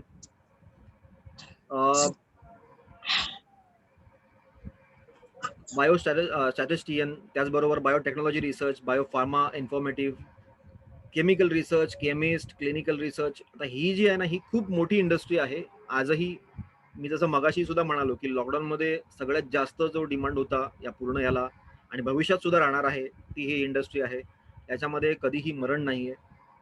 याच्यामध्ये छोट्यात छोटा म्हणजे केमिस्ट जरी आपण म्हटला, केमिकल रिसर्च करणारा व्यक्ती, त्याच्यापासून ते अगदी सायंटिस्ट पर्यंत जर आपण गेलो, PhD केलेले जे सायंटिस्ट आहेत त्यांच्यापर्यंत जरी गेलो, प्रत्येकाला आपलं करिअरमध्ये, प्रत्येकाच्या करिअरमध्ये ग्रोथ आहे. आणि या इंडस्ट्रीमध्ये बऱ्यापैकी उत्पन्न सुद्धा आहे. आणि तुम्ही स्वतःचा भविष्यात जाऊन फक्त नोकरी नाही तर व्यवसाय सुद्धा या इंडस्ट्रीमध्ये चांगल्या प्रकारे, असं नाही की कुठल्या इंडस्ट्रीमध्ये व्यवसाय करू शकत नाही. प्रत्येक इंडस्ट्रीमध्ये जर तुम्ही स्कोप बघितलात आणि जर तुम्हाला त्या इंडस्ट्रीची डेप्थ कळली की बाबा हे खरंच मी याच्यामध्ये व्यवसाय करू शकतो, तर भविष्यात जाऊन करिअरच्या एका मोडला येऊन तुम्ही त्यामध्ये व्यवसाय करू शकता. त्यासाठी तुम्हाला तुमचा बॅकअप प्लॅन आजपासूनच बनवणं गरजेचं आहे. की भविष्यात जर जाऊन तुम्हाला मेडिकल फील्डमध्ये करिअर करायचं असेल आणि त्यामध्ये जाऊन भविष्यात व्यवसाय करायचा असेल, तर तुमचं बॅकअप प्लॅन 10 वर्ष अगोदरपासून चालू होणं गरजेचं आहे. म्हणजे जेणेकरून आज आहे तुमची 10th झाली आहे, पुढच्या 5 वर्षात तुम्ही ग्रॅज्युएट असाल, त्याच्या पुढच्या 2 वर्षामध्ये तुमच्याकडे हातात काहीतरी नोकरी असेल किंवा एखादा करिअरचं ऑप्शन असेल, तर ते घेतल्यानंतर म्हणजे पुढची 5 वर्ष प्लस 2 वर्ष 7 वर्ष आणि पुढची 3 वर्ष थोडंसं लर्निंग आणि R&D करण्यासाठी गेली, तर पुढच्या 10 वर्षात म्हणेन मी की तुमच्याकडे चांगला एक एक्सपिरियन्स असेल पुढच्या 3-4 वर्षाचं. त्या एक्सपिरियन्समध्ये जाऊन सुद्धा तुम्ही व्यवसाय चालू करू शकता. पण त्यासाठी बॅकअप प्लॅन आजपासून तुमचा असणं गरजेचं आहे. मी बॅकअप प्लॅन या गोष्टीचा म्हणतोय की तुमच्याकडे तुम्ही कोणत्या क्षेत्रामध्ये काम करणार आहात हे जर तुमच्याकडे रेडी असेल आज, तर त्याची सुरुवात, त्याचं जे एक फायनान्शियल बॅकअप असतो, परत त्याचं टेक्निकल बॅकअप म्हणजे आपण म्हणूया की R&D असते, तर त्या सगळ्या गोष्टीची माहिती, इन्फॉर्मेशन आपल्याकडे येणं आज जर आपल्याकडे आली तर भविष्यात ते थोडंसं आपल्यासाठी इझी होईल. पुढे जाऊन आपण जर इन्व्हायरमेंटल अर्थ सायन्स आहे, इन्व्हायरमेंटल सायन्स आहे, परत एक्सटर्नल कन्सल्टंट आहे, फॉरेन्सिक आहे. फॉरेन्सिक सुद्धा एक बऱ्यापैकी इंडस्ट्री आहे मोठी. त्याच्यामध्ये मोठी नाहीये म्हणजे इंडस्ट्री छोटी आहे ती, पण त्याच्यामध्ये खूप कमी लोक फॉरेन्सिक मध्ये जातात. त्याच्यामुळे त्यामध्ये सुद्धा भविष्यात खूप स्कोप आहे. फॉर्म्युलेशन्स आहे, जेनेटिक्स आहे, त्याबरोबर GMP फूड्स आपण ज्याला गुड्स मॅन्युफॅक्चरिंग प्रॅक्टिस म्हणतो, lab staff, laboratory working, lecture teaching, medical representative, microbiology, molecule biology, nuclear science, nuclear medicine, nutritions, pharmaceutical research, pharmacist, chemist, biochemist, pharmacy, quality assurance, quality management, त्याचबरोबर research scientist, technology transfer engineer, toxicology, भरपूर काही आहे. असे काही शब्द आहेत की ते आपल्याला प्रोनाऊन्स पण करता येणार नाही, असंही हे सगळ्या सायन्समध्ये आहे. पण येस, खूप इंटरेस्टिंग इंडस्ट्री आहे. जर करायचं करिअर जर आपण डोक्यात आणलं, सुरुवातीला खर्च होईल, बट या इंडस्ट्रीमध्ये जर तुम्ही गेलात तर भविष्यात बऱ्यापैकी आयुष्य आपण सेट करू शकतो. बिझनेस मॅनेजमेंट कन्सल्टंट फ्रीलान्सर हे जरा आपण नंतर घेऊया, कारण हा फ्रीलान्सरचा पार्ट आहे, हा आपण नंतर घेऊया. कंटेंट एडिटर, जर्नलिस्ट, जसं मगाशी म्हणालो की जर्नलिस्टमध्ये ह्या सगळ्या गोष्टी आहेत. बिझनेस कंटेंट डेव्हलपर आहे, एडिटर आहे, ब्युरो एडिटर आहे, म्हणजे हे सर्व न्यूज चॅनल्स, परत न्यूजपेपर्स, या सगळ्या गोष्टींना मीडियासाठी लागणारा हे सर्व स्टाफ आपण म्हणूया, किंवा करिअर इथे लोक करू शकतात. रायटर म्हणून करिअर करू शकतात, फ्रीलान्सर जर्नलिस्ट म्हणून करू शकतात. IT टेक्निकल कंटेंट डेव्हलपर आहे, टेक्निकल एडिटर आहे, बिझनेस एडिटर आहे, इन्व्हेस्टिगेशन एडिटर आहे, मॅनेजिंग एडिटर आहे, पॉलिटिकल एडिटर आहे, प्रिन्सिपल करस्पॉन्डंट्स असतात, प्रूफ रीडर असतात. म्हणजे एखादी न्यूज तुमच्याकडे आली तर ती न्यूज ॲज इट इज देण्या अगोदर त्याचं प्रॉपरली रिडिंग केलं जातं, पुन्हा रीड केलं जातं, आणि नंतरच ती तुमच्या प्रिंटमध्ये येते किंवा ती फ्लॅश केली जाते न्यूज इलेक्ट्रॉनिक मीडियावरती. तर प्रूफ रीडर्स असतात. स्पोर्ट कंटेंट डेव्हलपर, आजच्या याला स्पोर्ट कंटेंट डेव्हलपरचं खूप मागणी आहे. जर तुम्ही बघितलं असेल, IPL जेव्हापासून चालू झालेलं आहे त्यावेळेपासून स्पोर्ट्स, फक्त IPL म्हणजे क्रिकेट नाही, तर इतर जे स्पोर्ट्स आहेत त्याच्यामध्ये सुद्धा कंटेंट लिहिलं जात आहे, आणि बऱ्यापैकी कंटेंट विकलं पण जात आहे. लोक, म्हणजे जी इंडस्ट्री चालवते त्या इंडस्ट्रीला ह्या कंटेंटची बऱ्यापैकी गरज आहे, पण ते कंटेंट लिहिण्या अगोदर त्याची स्टडी होणं गरजेचं आहे. मग ती स्टडी कोण करतं? ज्याला खरंच त्याच्यामध्ये ज्ञान असेल, स्पोर्ट्सबद्दल आवड असेल, पॅशन असेल, तो व्यक्ती याच्यामध्ये आपलं करिअर करू शकतो. पुढे जाऊन डायरेक्ट सेल्स एजंट आणि insurance agents, it is nothing but, हा सेल्सचा एक पार्ट आहे. त्याच्यामध्ये automobile insurance, business insurance, commission sales, direct sales, health insurance, life insurance, travel insurance, या प्रकारचे इन्शुरन्स एखादा व्यक्ती इंडिव्हिज्युअली, म्हणजे मी असं म्हणेन की तो स्वतःहून ह्या सगळ्या गोष्टी फ्रीलान्स लेवलला तो करू शकतो. त्यासाठी वेगळ्या कंपनीमध्ये जाण्याची वगैरे गरज नाही. येस, बट त्याला एखाद्या कंपनीशी असोसिएट होणं गरजेचं असेल. Yes, doctor, nurses, medical professions, जे आपण मगाशी मेडिकल फील्ड बघितलं, ते टेक्निकल बायोटेक्नॉलॉजी जी बघितली आपण, त्याच्याच पुढे जाऊन जर आपण एक बघितलं की ॲडमिनिस्ट्रेशन सुद्धा लागतं मेडिकल प्रोफेशन्स मध्ये. एज केअर असतात, एजेड केअरसाठी एक स्टाफ असतो, अनेस्थेशिएट असतात, म्हणजे अनेस्थेशिया देणारी व्यक्ती असते, कार्डिओलॉजिस्ट आपण म्हणूया, clinical research, critical care, dental, dermatologist, स्किनवरती काम करणारी मंडळी, म्हणजे इट्स तज्ज्ञ आहेत ते सर्व. डायटिशियन्स आहेत, न्यूट्रिशनिस्ट आहेत, परत डॉक्युमेंटेशन, मेडिकल रायटिंग हे माझ्याकडे आमच्या एका क्लायंटपैकी एक आहे. They are basically a company, huge company of not less than, मला वाटतं 1000 पेक्षा जास्त एम्प्लॉईज आहेत. ते काय करतात? फक्त डॉक्युमेंटेशन करतात मेडिकल रायटिंगचं डॉक्युमेंटेशन इज नथिंग बट डॉक्टरने लिहिलेलं जे काही प्रिस्क्रिप्शन आहे ते फक्त ट्रान्सलेट करून त्यामध्ये अपडेट करणं. सो खूप मोठं इंडस्ट्री हे आहे. NED specialist, general practitioner, GP आपण त्याला म्हणतो, गायनेकोलॉजिस्ट आहेत, हॅप्टॉलॉजिस्ट आहेत, लॅब मेडिकल टेक्निशियन्स आहेत, मेडिकल इमेजिंग, बरोबर, medical officer, medical representative. Career करण्यासाठी खूप काही स्कोप आहे. मायक्रोबायोलॉजी आहे, नॅचरल थेरपी आहे, नेफ्रॉलॉजी आहे, परत न्यूरोलॉजी आहे, नर्सिंग बेसिक आहे, ऑक्युपेशनल थेरपी आहे, ऑन्कॉलॉजी आहे, परत ऑर्थोपेडिक्स आहेत, पॅरामेडिकल आहेत, पॅथॉलॉजी आहे. बऱ्यापैकी आपण हे जर वाचायला जरी गेलं तरी कमी पडेल. अशा प्रकारचं स्कोप या इंडस्ट्रीमध्ये, मेडिकल या फील्डमध्ये तुम्हाला मिळेल. म्हणून पुढे जाऊया, कारण अजून ऑलमोस्ट 20 सेगमेंट बाकी आहेत.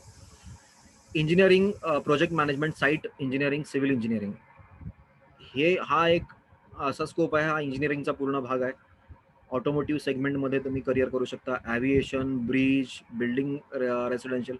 आता हे जे स्पेसिफिक आपण बघताय ना, मी यासाठी दाखवतोय तुम्हाला की भविष्यात जाऊन लोकांना स्पेशलायझेशन करण्यावरती जास्त भर द्यावा लागेल. म्हणजे कीपिंग आरसेल्फ लिमिटेड टू, म्हणजे मी असं म्हणेन की फक्त आपल्याला ओव्हरऑल हे न बनता, जनरल प्रॅक्टिशनर न बनता किंवा जनरल सर्वसमावेशक गोष्टी न करता आपण स्पेसिफिक एका गोष्टीशी जर आपण जोडलो गेलो तर त्याला जास्त महत्त्व आहे. मी असं म्हणेन की जर एखादा व्यक्ती स्पेसिफिकली ॲव्हिएशनसाठी काम करत असेल तर त्यांनी ते ॲव्हिएशनसाठी स्वतःकडचं नॉलेज, स्वतःची पूर्ण R&D, या रिसर्च अँड डेव्हलपमेंट, या सगळ्या गोष्टी या ॲव्हिएशनवरती लावावी, जेणेकरून त्याला भविष्यात एका गोष्टीवरती फोकस राहून तो जास्तीत जास्त त्या ह्याला न्याय देऊ शकेल. बिल्डिंग, रेसिडेन्स, कॅड, परत सिव्हिल आहे, त्याचबरोबर कमर्शियल आहे, डिफेन्स आहे, डिझाईन आहे, इलेक्ट्रॉनिक्स आहे, फायर प्रोटेक्शन आहे, फूड प्रोडक्शन आहे, जिओ टेक्निकल आहे, HVAC म्हणजे आपलं व्हेंटिलेशन इंडस्ट्री आहे, परत हायवेज अँड रोडवेज, हायड्रॉलिक्स आहेत, इंडस्ट्रियल युटिलिटीज आहेत, land development, maintenance, mechanical, oil and gas, paint, ह्या सगळ्या म्हणजे हा स्कोप आहे भविष्यातला की तुम्ही काय करू शकता. या इंडस्ट्रीमध्ये आल्यानंतर तुम्ही काय काय करू शकता. Construction, piping, designing, project management, process production, quality, railway, structural, telecom, परत tool room management, traffic transport management, urban development, water supply management, त्याचबरोबर वॉटर वेस्ट मॅनेजमेंट. बऱ्याच गोष्टी आपण या ठिकाणी तुम्ही शिकून या इंडस्ट्रीमध्ये माहिती घेऊन त्याच्यामध्ये तुम्ही तुमचं करिअर घडवू शकता. एक्सपोर्ट इम्पोर्ट, जसं मगाशी म्हणालो की इंडियामध्ये सगळ्यात जास्त गरज भविष्यात इंडियातल्या एक इम्पोर्ट एक्सपोर्टसाठी गरज आहे आजच्या युवा लोकांची. त्यामध्ये एजंट बनू शकता आपण, बिझनेस डेव्हलपमेंट सुद्धा इम्पोर्ट एक्सपोर्टमध्ये होतोय. डॉक्युमेंटरी म्हणजे डॉक्युमेंटेशन पार्ट तुम्ही करू शकता. फ्लोअर मॅनेजमेंट असेल, फ्रेट फॉरवर्डिंग असेल, लायझनिंग असेल, मर्चंडायझिंग असेल, प्रोडक्शन, परचेस, QA/QC, ट्रेडिंग, हे या इंडस्ट्रीमध्ये भविष्यात तुम्ही जाऊन करू शकता. यासाठी तुम्हाला स्पेसिफिक इम्पोर्ट एक्सपोर्टचं डिग्री किंवा आपण डिप्लोमा यामध्ये करू शकता. फायनान्स सेगमेंट जो बँकिंगशी कनेक्टेड आहे, बट हा वेगळा आहे. याच्यामध्ये तुम्ही याला मी बँकिंगशी जोडणार नाही, कारण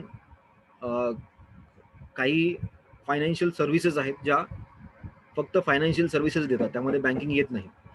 तर त्यामध्ये क्रेडिट कंट्रोल, कलेक्शन करणं, डेप्ट इन्स्ट्रुमेंट्स डेव्हलप करणं, डेरिव्हेटिव्स वगैरे हा प्रकार येतो सर्व. फायनान्शियल बजेट वगैरे, फायनान्शियल अनालिसिस येतं, फॉरेक्स त्यांचा मॅनेज केला जातो, फंड मॅनेज केला जातो, बँकिंग त्यांचं हँडल केलं जातं. म्हणजे असे काही कंपनीज आहेत, अशा काही इंडस्ट्री आहेत जे स्पेसिफिकली या सगळ्या गोष्टी करत असतात दुसऱ्या कंपन्यांसाठी. फ्रेश ग्रॅज्युएट आपण हे न बघता पुढे जाऊया. फ्रंट ऑफिस स्टाफ, सेक्रेटरियल आणि कम्प्युटर ऑपरेटर, यासाठी हे एक basic data entry, front office, ह्या सगळ्या गोष्टी तुम्ही एंट्री लेवलला ह्या करू शकता. HR ही एक इंडस्ट्री आहे. HR, परत पर्सनल मॅनेजमेंट ज्याला आपण म्हणतो. पूर्वी या डिपार्टमेंटला पर्सनल मॅनेजमेंट असं नाव होतं, आता त्याला HR, ह्युमन रिसोर्स डिपार्टमेंट असं म्हटलं जातं. IR आहे, इंडस्ट्रियल रिलेशन आणि ट्रेनिंग. ह्या सेगमेंटमध्ये हे सर्व employee relation, industrial labour relation, performance management, recruitment, training and development हे सुद्धा केलं जातं. हॉटेल, रेस्टॉरंट आपण मगाशी ऑलरेडी हा सेगमेंट बघितलाय, पण तरी सुद्धा या सेगमेंटमध्ये ह्या सगळ्या गोष्टी, बँक्वेट्स मॅनेज करणं, बारटेंडर असतो, परत cabin crew, cashiers, catering, convention, chef असतात. ओके, कॉन्फरन्स, बँक्वेट, परत किचन मॅनेजमेंट असतं, फूड अँड बेवरेज एक स्पेसिफिक डिपार्टमेंट असतं, फ्रंट डेस्क आहे, ग्राउंड स्टाफ आहे, हेल्थ क्लब आहे, हाऊसकीपिंग आहे, परत ऑपरेशन, रेस्टॉरंट, सिक्युरिटी, बऱ्यापैकी स्कोप या इंडस्ट्रीमध्ये मुलांना आहे. IT टेलिकॉम हार्डवेअर, त्याच्यामध्ये customer support, embedded technology, GPRS, GSM, hardware installation, maintenance, परत hardware design, network planning, RF engineering, security, switching, routers वगैरे ह्याबद्दल माहिती, म्हणजे एक हार्डवेअर झालेला व्यक्ती या ठिकाणी बऱ्यापैकी आपलं करिअर करू शकतो. टेलिकॉम IT सॉफ्टवेअर्समध्ये आजच्या घडीला सॉफ्टवेअर्स म्हणजे गेल्या 10-15 वर्षामध्ये जो डेव्हलपमेंट झालेला आहे, खूप ट्रिमेंडस असं डेव्हलपमेंट या क्षेत्रामध्ये झालेलं आहे. ॲप्लिकेशन प्रोग्रामिंग, आज मला वाटतं 6-7 वर्षाच्या मुलांना सुद्धा कोडिंग शिकवलं जातं. तर भविष्यात या सेगमेंटला खूप वाव आहे. ॲप्लिकेशन प्रोग्रामिंग, बिझनेस अनालिस्ट पासून client server, configuration, release management, data वेअरहाऊसिंग, database management त्याला आपण म्हणूया, किंवा डेस्कटॉप सपोर्ट, EDP आहे, MIS, ERP सेगमेंट जो आहे, CRM, इम्बॅब टेक्नॉलॉजी, GIS, परत ग्राफिक डिझायनिंग मगाशी झालं आहे ते ऑलरेडी. पण IT सेगमेंटमध्ये ह्या सगळ्या गोष्टीला स्कोप आहे. मेन फ्रेम आहे, मोबाईल हायब्रिड डेव्हलपमेंट आपण ज्याला म्हणूया, नेटवर्क ॲडमिनिस्ट्रेशन आहे, क्वालिटी अश्युरन्स आहे, सॉफ्टवेअर इंजिनिअरिंग म्हणजेच nothing but development, software development आहे, सिस्टम ॲडमिनिस्ट्रेशन आहे, security system, programming, technical writing, training and other softwares development आपण या ठिकाणी करत असतो. म्हणजे ह्या इंडस्ट्रीमध्ये बऱ्यापैकी भविष्यात स्कोप आपल्याला दिसेल, आजही आहे, याच्या पुढेही याला तब्बल पुढची म्हणजे जोपर्यंत मशीन लर्निंग आणि AI हे सगळे जे आहेत ते ह्याच्यावरती बेस आहेत, बेसिक त्याचा फंडामेंटल ITच आहे. पण भविष्याचं जे नीड आहे ती आहे मशीन लर्निंग आणि AI, आर्टिफिशियल इंटेलिजन्स. तर याच्यामध्ये सुद्धा लोक भविष्यात जाऊन आपलं करिअर करू शकतात. लिगल, मगाशी जसं म्हणालो की लिगलमध्ये सुद्धा स्कोप आहे. त्यामध्ये काय काय करू शकतात लोक लिगलमध्ये स्पेसिफिकली आपण जर बघितलं तर ॲडवायझर, एक्सटर्नल कन्सल्टिंग करू शकतात, सिव्हिल लॉ आहे, कॉर्पोरेट लॉज आहेत, क्रिमिनल लॉज आहेत, सायबर लॉज आहेत. सुंदर पिचाई जे आहेत आपले गुगलचे सर्वेसर्वा इकडचे इंडियाचे CEO, त्यांनी भविष्यात आपली एक नीड त्यांनी क्रिएट केलेली आहे. त्यांनी एवढंच सांगितलंय की भविष्यात जी गरज आहे आपल्याला अजून 2 गोष्टींची आहे, पुढे जाऊन सांगेन मी ती. सायबर लॉजची गरज इंडियाला सगळ्यात जास्त आहे. सो भविष्यात जर आपण म्हणजे सायबर लॉज मध्ये सुद्धा मुलं जाऊन करिअर आपलं करू शकतात, कारण ती काळाची गरज आहे. कारण बहुतेक ठिकाणी जर तुम्ही बघितलात तर बहुतेक कंपन्या असतील किंवा बँका असतील किंवा इंडिव्हिज्युअल असेल, कोणीही एखादा वैयक्तिक असेल, तर त्यांचं लॉस होताना दिसतं, फ्रॉड होताना दिसतात. मग तशावरती कंट्रोल करण्यासाठी या सायबर लॉचा वापर केला जातो. मग सायबर लॉमध्ये करिअर तुम्ही करू शकता. इथिकल, त्याला एक आपण ITच्या भाषेमध्ये इथिकल म्हणजे एक सायबरसाठी एक वेगळं टेक्निकल सर्टिफिकेशन्स आहे. त्याच्यामध्ये इथिकल हॅकिंग शिकवलं जातं आणि त्याच्यामध्ये तुम्ही सर्टिफिकेशन्स करू शकता. ते एक इथिकल हे झालं. आणि सायमल्टेनियसली लिगल, सायबर लॉसाठी लिगल जो पार्ट आपण आता इथे बघतोय, तर इथे ह्या सेगमेंटला सुद्धा खूप वाव आहे. एम्प्लॉयमेंट अँड इंडस्ट्रियल रिलेशन, हे बेसिकली इंडस्ट्रीजसाठी लागू होतं. त्याच्यामध्ये सर्व प्रकारचं ESICs, PF, पेन्शन ह्या सगळ्या प्रकारचा जो इंडस्ट्रियल जो पार्ट आहे हा इथे सांभाळला जातो. म्हणण्यापेक्षा मी म्हणेन की त्याचे जे काही लिटिगेशन्स असतात ते इकडे लॉयर्स, हे स्पेशलाइज लॉयर ते हँडल करत असतात, ज्यांना एम्प्लॉयमेंट आणि इंडस्ट्रियल रिलेशनचं माहिती असेल. फॅमिली कोर्ट्स आहेत, फॅमिली लॉयर्स आहेत, त्याचबरोबर फायनान्शियल सर्व्हिसेससाठी वेगळे लॉयर्स आहेत, इन्शुरन्ससाठी वेगळे लॉयर्स आहेत, मर्जर आणि ॲक्विजिशनसाठी वेगळ्या लॉयर कंपनीज आहेत, पेटंट्स आणि IP म्हणजे प्रत्येक गोष्टीचं पेटंट बनतं त्यासाठी वेगळे लॉयर्स आहेत, स्पेशलाइज लॉयर आहेत बेसिकली. प्रायव्हेट आहेत लॉयर्स, प्रॉपर्टी रिलेटेड मॅटर्स असतात, रेग्युलेटरी अफेअर्स रिलेटेड मॅटर्स असतात, टॅक्स रिलेटेड मॅटर्स असतात. या सगळ्या गोष्टींसाठी स्पेशलायझेशन लोकांनी भविष्यात जाऊन, म्हणजे तुम्ही डिग्री घेतल्यानंतर पुढे जाऊन या क्षेत्रामध्ये तुम्ही तुमचं करिअर करू शकता. म्हणजे जर लॉचा विचार तुम्ही आता जर करत असाल की मुलाने जाऊन भविष्यात लॉ केला पाहिजे, लिगल काहीतरी हँडल केलं पाहिजे, तर ह्या सगळ्या क्षेत्रामध्ये तो जाऊन पुढे जाऊन, सगळ्या म्हणजे एकाच वेळी सगळ्या नाही, तर या दिलेल्या पैकी कुठल्या तरी एका सेगमेंटमध्ये जाऊन किंवा 2 सेगमेंटमध्ये जाऊन तो आपलं करिअर उभारू शकतो. Marketing, logistics, supply chain, marketing, MR, medical, media planning. It is nothing but, मी असं म्हणेन की इथे बिझनेस अलायन्सेस कसे केले जातात, बिझनेस अनालिस्ट म्हणून लोक काम करतात आता बऱ्यापैकी. पण एक इथे किंवा जेव्हा लोक एक एक्सपिरियन्स घेतल्यानंतर एक वेगळ्या लेवलचं एक्सपिरियन्स तुम्हाला आलं बिझनेसमध्ये किंवा त्या मार्केटिंगमध्ये किंवा त्या सेल्समध्ये, त्यावेळी जाऊन तुम्ही या सगळ्या गोष्टी करू शकता. कॉर्पोरेट कम्युनिकेशन आहे, डायरेक्ट मार्केटिंग आहे, इव्हेंट आहे, कॉन्फरन्स, मार्केट रिसर्च आहे, मार्केटिंग स्ट्रॅटेजी आहे, मीडिया प्लॅनिंग, परत product branding, telemarketing, trade marketing, other media, material, logistic, supply chain, management आणि प्रोक्युरमेंट. ही एक वेगळी अशी इंडस्ट्री आहे ज्याच्यामध्ये आज आपण जर मूवर्स अँड पॅकर्स हा एक सेगमेंट आहे, त्याचबरोबर लॉजिस्टिक त्याचं केलं जातं.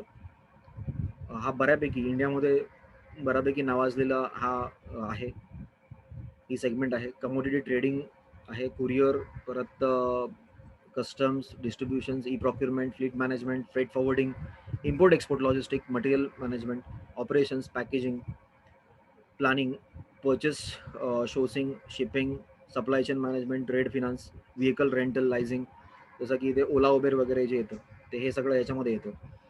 Okay, house, warehouse and other logistics. So बघा, म्हणजे ओला आणि उबेर इथे येऊ शकतं या सेगमेंटमध्ये, व्हेकल रेंटल अँड लिझिंग. तुम्ही बाकीच्या प्रत्येक सेगमेंटमध्ये तुमचं करिअर करू शकता. कमोडिटी ट्रेडिंग असेल, कुरिअर असेल, courier is very vast industry आज. बऱ्यापैकी मराठी असेल किंवा इतर भाषिक असतील किंवा इतर हे असतील, इंडियामधील बहुतेक कंपन्या ज्या आहेत त्या कुरिअर इंडस्ट्रीमध्ये आज बऱ्यापैकी स्थावर झालेल्या आहेत. म्हणजे प्रत्येक क्षेत्रामध्ये, ई प्रोक्युरमेंट असेल, फ्लीट मॅनेजमेंट असेल, फ्रेट फॉरवर्डिंग असेल, प्रत्येक क्षेत्रामध्ये तुम्ही तुमचं करिअर भविष्यात जाऊन करू शकता. पण एक त्याची निवड करणं गरजेचं असतं की बाबा नक्की कुठे, नक्की लॉजिस्टिकमध्ये कुठे, नक्की लॉजिस्टिक कुठलं, इम्पोर्ट एक्सपोर्ट म्हटलं तर कुठल्या पदार्थाचा, शेतमालाचा की कसला, किंवा एखाद्या केमिकलचा. तर सर्व ते म्हणजे सर्वात पहिलं त्याची स्टडी आणि त्याचं R&D करून तुम्ही त्यामध्ये उतरणं गरजेचं आहे. ऑइल अँड गॅस सेगमेंट हा खूप वास्ट आहे. इंडियामध्ये या सेगमेंटला खूप, मी असं म्हणेन की कमी नाही, बऱ्यापैकी स्कोप आहे. बट इंडियापेक्षा अरब एमिरातेस जे देश आहे त्याच्यामध्ये या इंडस्ट्रीला खूप मागणी आहे. आपल्याकडची बहुतेक इंडियन इंडस्ट्रीतले बहुतेक जी मंडळी आहे ती आपली ग्रॅज्युएशन असेल किंवा इंजिनिअरिंग वगैरे करून जर त्यांना ऑइल अँड गॅस सेगमेंटमध्ये जर करिअर करायचं असेल तर भविष्यात तिकडे जातात. अरब इमिरातेसमध्ये या इंडस्ट्रीला खूप स्कोप आहे. इंडियन इंडस्ट्रीमध्ये आहे, बट मी म्हणेन की 20% तर तिकडे 100% असा एक फरक तिथे आपल्याला जाणवेल. Capital repairs and wells, construction of pipeline, environmental science, परत equipments working over gas, land custer as well as mining, offshore drilling, oil and gas segment, transports, त्याचबरोबर प्रोडक्शन प्रोसेस, रिपेअर, पाईपलाईन, बऱ्यापैकी safety, storage, well design, well examine, यामध्ये आपण career करू शकतो. Operations, customer service, telecalling आणि backend. बहुतेक वेळा मी बघितलंय, माझा जे एक्सपिरियन्स आहे त्यामध्ये मी तुम्हाला सांगेन, बहुतेक वेळा मंडळी जेव्हा सुरू करतात आपलं करिअर, तर ते सुरू करताना बॅकएंड मध्ये जातात. बॅकएंड हा जो प्रकार आहे ना, बॅकएंड ट्रान्सक्रिप्शन प्रोसेस. तर मला असं म्हणायचं आहे की बॅकएंड म्हणजे सगळं काही नाही. आता तुम्ही जे मगापासून बघतायत, करिअरच्या खूप मोठ्या वाटा आहेत. करिअरला खूप मोठा, म्हणजे खूप वेगवेगळ्या क्षेत्रात वेगवेगळी मंडळी काम करू शकते. मी बहुतेक वेळा एखाद्याचा जेव्हा कॉल समोरून येतो की बाबा मला अशा अशा पद्धतीमध्ये म्हणजे अशा अशा सेगमेंटमध्ये मला करिअर करायचं आहे, त्यात जास्तीत जास्त जे कॉल्स येतात आम्हाला, जास्तीत जास्त ज्या इन्क्वायरी येतात त्या बॅकएंडच्या असतात. तर मराठी मुलांना आणि आपल्या सर्व जवळपासच्या ज्या मित्रमंडळींना माझी एक कळकळीची विनंती आहे की बॅकएंड हे क्षेत्र सगळं काही नाही. बॅकएंडच्या व्यतिरिक्त बाकीचा जो काही पार्ट आहे तो पण तुमचा आहे. त्यामध्ये सुद्धा त्या त्या क्षेत्राची सुद्धा निवड घ्यायला शिका. फक्त बॅकएंड म्हटल्यानंतर बॅक ऑफिसमध्ये जाऊन सिट करून बसून जागेवरती आपल्याला कम्प्युटरवरती काहीतरी काम करायचं आहे अशातला भाग नाहीये. बॅकएंड मध्ये फक्त करिअर नाहीये, बाकीच्या गोष्टी ज्या आहेत त्यामध्ये सुद्धा तुम्ही करिअर तुम्ही शोधायला चालू करा. आजपासूनच त्याची सुरुवात करा. आजपासूनच तुम्ही तुमची R&D चालू करा की तुम्ही आता जे मी काही दाखवतोय त्याच्यामध्ये तुम्हाला काही गोष्टी कळतील, त्यांच्या पालकांना पण कळतील की बाबा हे एवढंच नाहीये, खूप वास्ट आहे, खूप मोठं आहे करिअर. म्हणजे करिअर करण्यासाठी खूप जागा आहेत, आपल्याला खूप स्कोप आहे, तिथे तुम्ही तुमच्या मुलांचं करिअर करू शकता. Customer service web, customer service voice, medical transcription, migration, त्याचबरोबर transaction, operations, shift supervisor, soft skill training. आज मुलांना ज्या सगळ्यात 10वी झालेले असतील किंवा 12वी झालेली असतील, भविष्यात होतील, त्या मुलांना या ट्रेनिंगची जास्त गरज आहे. सॉफ्ट स्किल ट्रेनिंग, त्यामध्ये मुलांना सगळ्यात महत्त्वाचं जे तुम्ही कराल, मुलांना सगळ्यात आधी सॉफ्ट स्किल ट्रेनिंग देणं गरजेचं आहे. त्याच्यामध्ये त्यांना प्रेझेंट कसं करायचं स्वतःला, कशा पद्धतीने आपण बोलता येईल किंवा लोकांशी संवाद कसा करायचा याबद्दल जर त्यांना जास्तीत जास्त माहिती करून दिलात तर, किंवा त्यांना एखाद्या गोष्टीची ट्रेनिंग त्यांना दिलात तर बरं होईल. कारण भविष्यात त्यांना या सॉफ्ट स्किलची खूप गरज भासणार आहे प्रत्येक क्षेत्रात. म्हणजे क्षेत्र कुठलंही असेल, मेडिकल असो किंवा इंजिनिअरिंग असो किंवा इतर ॲस्ट्रॉनॉट असो, कुठलंही असो, तिथे त्याला सॉफ्ट स्किलची गरज लागणार आहे. टेक्निकल स्किल तर तो घेईलच त्याच्या क्षेत्रामध्ये गेल्यानंतर, पण सॉफ्ट स्किल म्हणजे मी म्हणेन की सॉफ्ट स्किल सर्व क्षेत्रामध्ये गरजेचं आहे.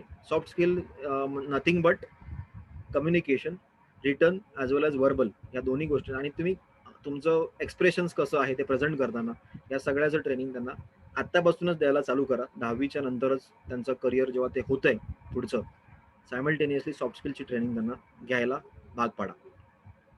ट्रेनिंग त्यानंतर मार्केटिंग, टेलिमार्केटिंग ट्रेनिंग आहे, व्हॉइस असेंट्स आहेत, त्याबरोबर वर्क फ्लो अनालिसिस आहे. अशा प्रकारे याच्यामध्ये तुम्ही करिअर मुलं करू शकतात. Production, manufacturing, maintenance, packaging, designing, engineering, या सेगमेंटमध्ये जर बघितलं तर डिझाईन इंजिनिअरिंग आहे, इन्व्हायरमेंटल सायन्स आहे, त्याचबरोबर इक्विपमेंट्स आहे, फॅक्टरी हेड म्हणून अपॉइंट केलं जातात लोकांना, health safety, industrial engineering, inventory controls, material management, metallurgy as well as packaging, plant maintenance येतं, त्यामध्ये प्रोक्युरमेंट येतं, प्रोडक्ट डेव्हलपमेंट येते, प्रोडक्ट मॅनेजमेंट येते, QA/QC येतं, सर्व्हिस मेंटेनन्स येतो, रिपायर येतं, store keeping, warehousing, workman, foreman, technician. अशा पद्धतीचे अपॉर्च्युनिटीज प्रोडक्शन, मॅन्युफॅक्चरिंग, मेंटेनन्स या इंडस्ट्रीमध्ये आपल्याला, पॅकेजिंग इंडस्ट्रीमध्ये आपल्याला बघायला मिळतील. क्वालिटी हे एक वेगळं युनिट आहे, वेगळं सर्टिफिकेशनचं आपण म्हणूया क्षेत्र आहे. त्याच्यामध्ये सुद्धा लोक आपलं करिअर करू शकतात. मॅनेजमेंट रिप्रेझेंटेटिव्ह म्हणून सुद्धा ते पुढे नावारूपाला येऊ शकतात. Quality assurance, quality control, quality inspection, त्याचबरोबर 6 sigma, statistical quality control, total quality management, अशा पद्धतीचं क्वालिटीमध्ये करिअर करण्यासाठी त्यांना वाव आहे. सेल्स बिझनेस डेव्हलपमेंट हा जो प्रकार आहे हा सर्व क्षेत्राला, म्हणजे मी म्हणेन की इंडियातल्या प्रत्येक उद्योगाला याची गरज असते, मग तो कुठलाही असो, अकाउंटिंग, फायनान्शियल असेल, ॲडव्हर्टायझिंग असेल, कुठलाही क्षेत्र असेल त्या क्षेत्रामध्ये सेल्स आणि बिझनेस डेव्हलपमेंटची गरज असते. रिअल इस्टेट असेल किंवा कुठलाही क्षेत्र असेल त्याला सेल्स आणि बिझनेस डेव्हलपमेंटची गरज असते. त्याच्यामुळे सेल्स आणि बिझनेस डेव्हलपमेंट हा युनिट जर तुम्ही भविष्यात करिअर रॅपिड ग्रोथ करण्याचा जो हे आहे, जिथे लवकरात लवकर जास्तीत जास्त लवकर आपण यशस्वी होण्यासाठी बहुतेक मुलं सेल्स आणि बिझनेस डेव्हलपमेंट हा रोल घेतात, कारण याच्यामध्ये करिअर आहेच, पण ते रॅपिडली तुम्ही यामध्ये ग्रो करू शकता. Security, institutional industrial security, police enforcement, त्याचबरोबर प्रायव्हेट सिक्युरिटीजमध्ये सुद्धा स्कोप बऱ्यापैकी आहे. सर्व्हिस इंजिनिअरिंग नथिंग बट कुठल्याही गोष्टीचं, म्हणजे इव्हन होम अप्लायन्सेस असतील ते तुमचं इंडस्ट्रियल अप्लायन्सेस आहेत, त्याच्यामध्ये तुम्ही सर्व्हिस देताय. म्हणजे ॲक्वागार्ड जरी तुमचा खराब झाला त्याच्यासाठी सर्व्हिस इंजिनियर असतो. ओके, इंडस्ट्रीमध्ये काही एखादी मशिनरी खराब झाली त्यासाठी सुद्धा इंजिनियर असतो, that is called service engineer. तशामध्ये सुद्धा एक स्पेसिफिक तुम्ही जर होम अप्लायन्सेसमध्ये करिअर केलं तर होम अप्लायन्सेस तुम्ही सर्व्हिस करू शकता भविष्यात. जर तुम्ही इंडस्ट्रियल मशिनरीजमध्ये एक स्पेसिफिक मेकॅनिकल ट्रेडमध्ये जाऊन जर तुम्ही ITI करून जर तुम्ही पुढे गेलात तर तुम्हाला त्या मशिनरीचं लेथ मशीन असेल किंवा इतर काही असेल त्यामध्ये तुम्ही तुमची सर्व्हिस, त्या मशीनचं सर्व्हिसिंग वगैरे तुम्ही करू शकता, मेंटेनन्स करू शकता. टीचिंग एज्युकेशन हे सेगमेंट सर्वांसाठी खुलं आहे. कुठलाही क्षेत्रातला व्यक्ती या ठिकाणी येऊ शकतो, काउन्सिलिंग करू शकतो. लँग्वेज स्पेशलिस्ट असतात, फ्रेंच, इंग्लिश, परत जर्मन, ते करू शकतात. लेक्चर प्रोफेसर बनू शकतात. लायब्ररियन ही एक आहे. या बऱ्यापैकी special education, private tuition, teaching, teacher, transcriptions, परत ट्रान्सलेशन करणारी मंडळी सुद्धा आपल्या ह्या एज्युकेशनमध्ये आपलं करिअर करू शकतात. तिकीटिंग, रिझर्वेशन आणि ट्रॅव्हल मॅनेजमेंट, एअरलाईन्स, त्याच्यामध्ये air hostess, cabin crew, flight steward, परत ground staff, ticketing, tour planner, travel agent म्हणून आपण स्वतःचं करिअर या ठिकाणी करू शकतो. Top management is nothing but, मॅनेजमेंटला या सगळ्या गोष्टीची गरज असते. जसं की फायनान्समध्ये त्यांना गरज असते, HR ची त्यांना गरज असते, IT ची त्यांना गरज असते, लिगलची गरज असते, marketing, brand, product, operation, customer केअरची गरज असते, प्रोडक्शनची गरज असते, परचेस, सेल्स आणि इतर टॉप मॅनेजमेंट. सांगायचा मुद्दा हा आहे की एखादी कंपनी जेव्हा उभी राहते त्यावेळी त्या कंपनीला सर्व प्रकारची लोक त्याला बरोबर लागतात, पण त्या सर्व प्रकारामध्ये कंपनी, कुठलाही युनिट, कुठलाही इंडस्ट्रियलिस्ट, कुठलाही उद्योजक स्पेशलायझेशन बघत असतो की या व्यक्तीमध्ये काय नक्की स्पेशलायझेशन आहे आणि नंतरच त्याचं हायरिंग तिथे केलं जातं. भविष्यात मी काही गोष्टी तुम्हाला सांगेन की इंडियातल्या बहुतेक इंडस्ट्रीचं भविष्य नक्की काय आहे. थोडक्यात आपण एक ट्रेंड बघू जो लिंक्डइनने यावर्षी आपल्याकडे दिलेला आहे. त्यामध्ये त्यांनी सांगितलंय की टॉप 15 जे करिअरचे ट्रेंड्स आहेत ते त्यांनी सांगितलेले आहेत. फ्रीलान्स कंटेंट क्रिएटर, म्हणजे कंटेंट क्रिएट जे केले जातात ऑनलाईनवरती, त्याला सगळ्यात टॉप रँकिंग त्यांनी दिलेली आहे. यावर्षीचं जे ट्रेंड आहे 2021चं, त्या ट्रेंडमध्ये फ्रीलान्सर कंटेंट क्रिएटर हा सगळ्यात टॉपला आहे. त्यामध्ये पॉडकास्टर असतील, क्रिएटिव्ह रायटर असतील, युट्यूबर असतील. त्याच्यामध्ये गौरव चौधरी म्हणून एक टॉप रँकर आहे, संदीप महेश्वरी आहेत, विवेक बिंद्रा आहेत, आशिष चंचलानी आहेत, भुवन बाम आहेत. तर ह्या सगळ्या लोकांनी आपलं एक वेगळं कंटेंट लोकांना दिलेलं आहे, त्याच्यामुळे त्यांचं रँक टॉपला आहे.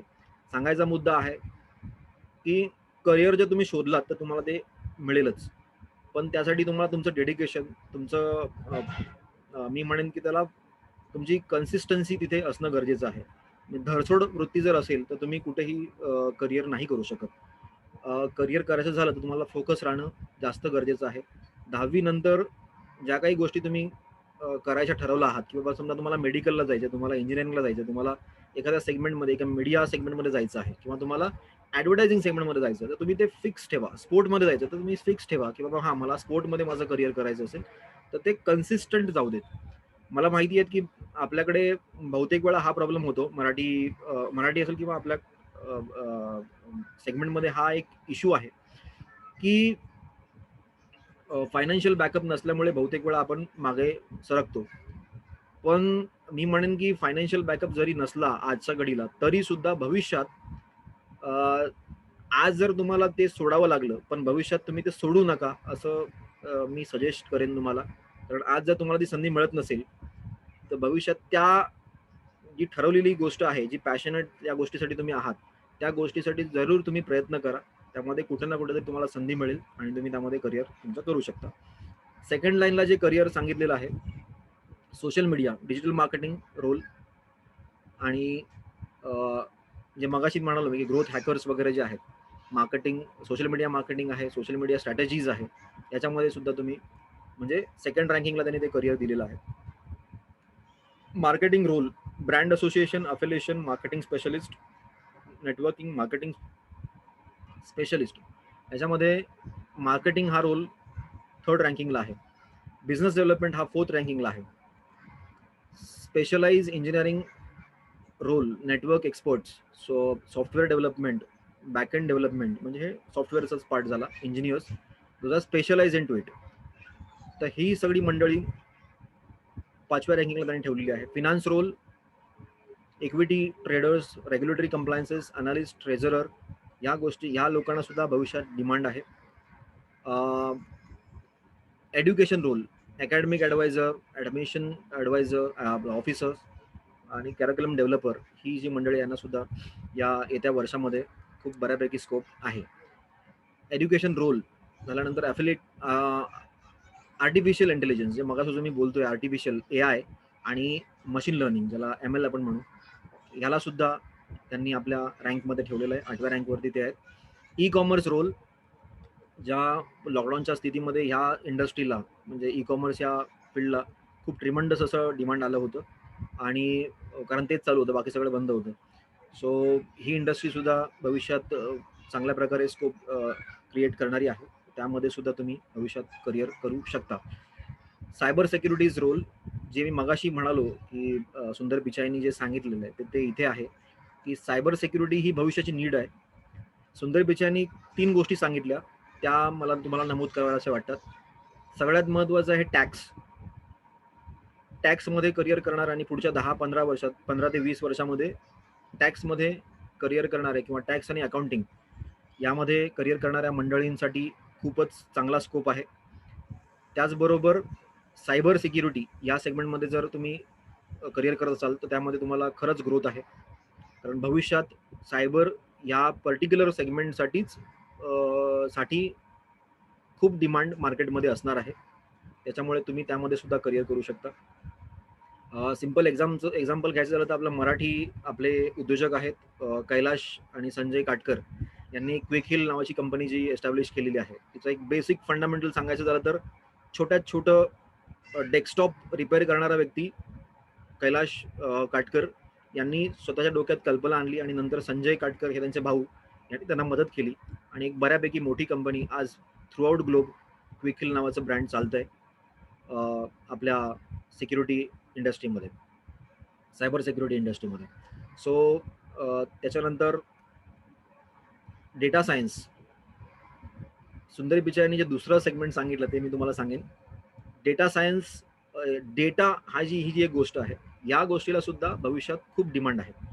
टॅक्स, सायबर सिक्युरिटी आणि डेटा ही तिसरी गोष्ट आहे. तर या तिसऱ्या गोष्टीला सुद्धा भविष्यात म्हणजे पुढच्या 15 ते 20 वर्षामध्ये, म्हणजे निरंतरच आहे ते, मी 15 ते 20 वर्षासाठी म्हणतोय कारण तुम्हाला ते लगेच अनुभवता येईल, पुढच्या 10 वर्षात तुम्हाला त्याचा अनुभव येईल. डेटा ही जी गोष्ट आहे ती आपल्या मोबाईलपासून चालू होते, घरातल्या इन्स्ट्रुमेंटपासून चालू होते. तर त्या छोट्या छोट्या डिव्हाइस, आपल्याकडे जो मोबाईल आहे त्या मोबाईलपासून तो डेटा चालू होतो. आज मी जे काही बोलतोय तुम्हाला ना, तर ते बोलतोय हे तो मोबाईल ऐकतोय हे पण तुम्हाला कळत असेल. म्हणजे त्यामध्ये ऑटो व्हॉइस रिकग्नायझर असतो, तर तो जनरली कॅप्चर करत असतो आणि मी जे काही स्पीच करतोय ते स्पीच त्याला जात असतं आणि त्याचं ते रेकॉर्ड त्या ठिकाणी होत असतं.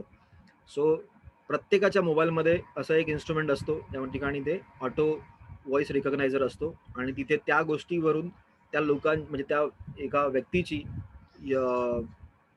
आपण आयडेंटिटी नाही म्हणणार, पण त्याचं जे माइंडसेट असतं, त्याचं जी त्याची जी डिमांड असते ती लोकांना कळते. लोकांना म्हणण्यापेक्षा आपण म्हणूया त्या इंडस्ट्रीत काम करणाऱ्या लोकांना कळते आणि त्याच्यावरूनच ट्रेंड काढला जातो आणि त्याच्यावरूनच ट्रेंड ठरवला जातो की किती लोकांना या प्रोडक्टची गरज आहे, किती लोकांना या गोष्टीची गरज आहे. म्हणजेच त्याला आपण तो अल्गोरिदम ठरवला जातो आणि त्या अल्गोरिदम वरून भविष्यात काम केलं जातं.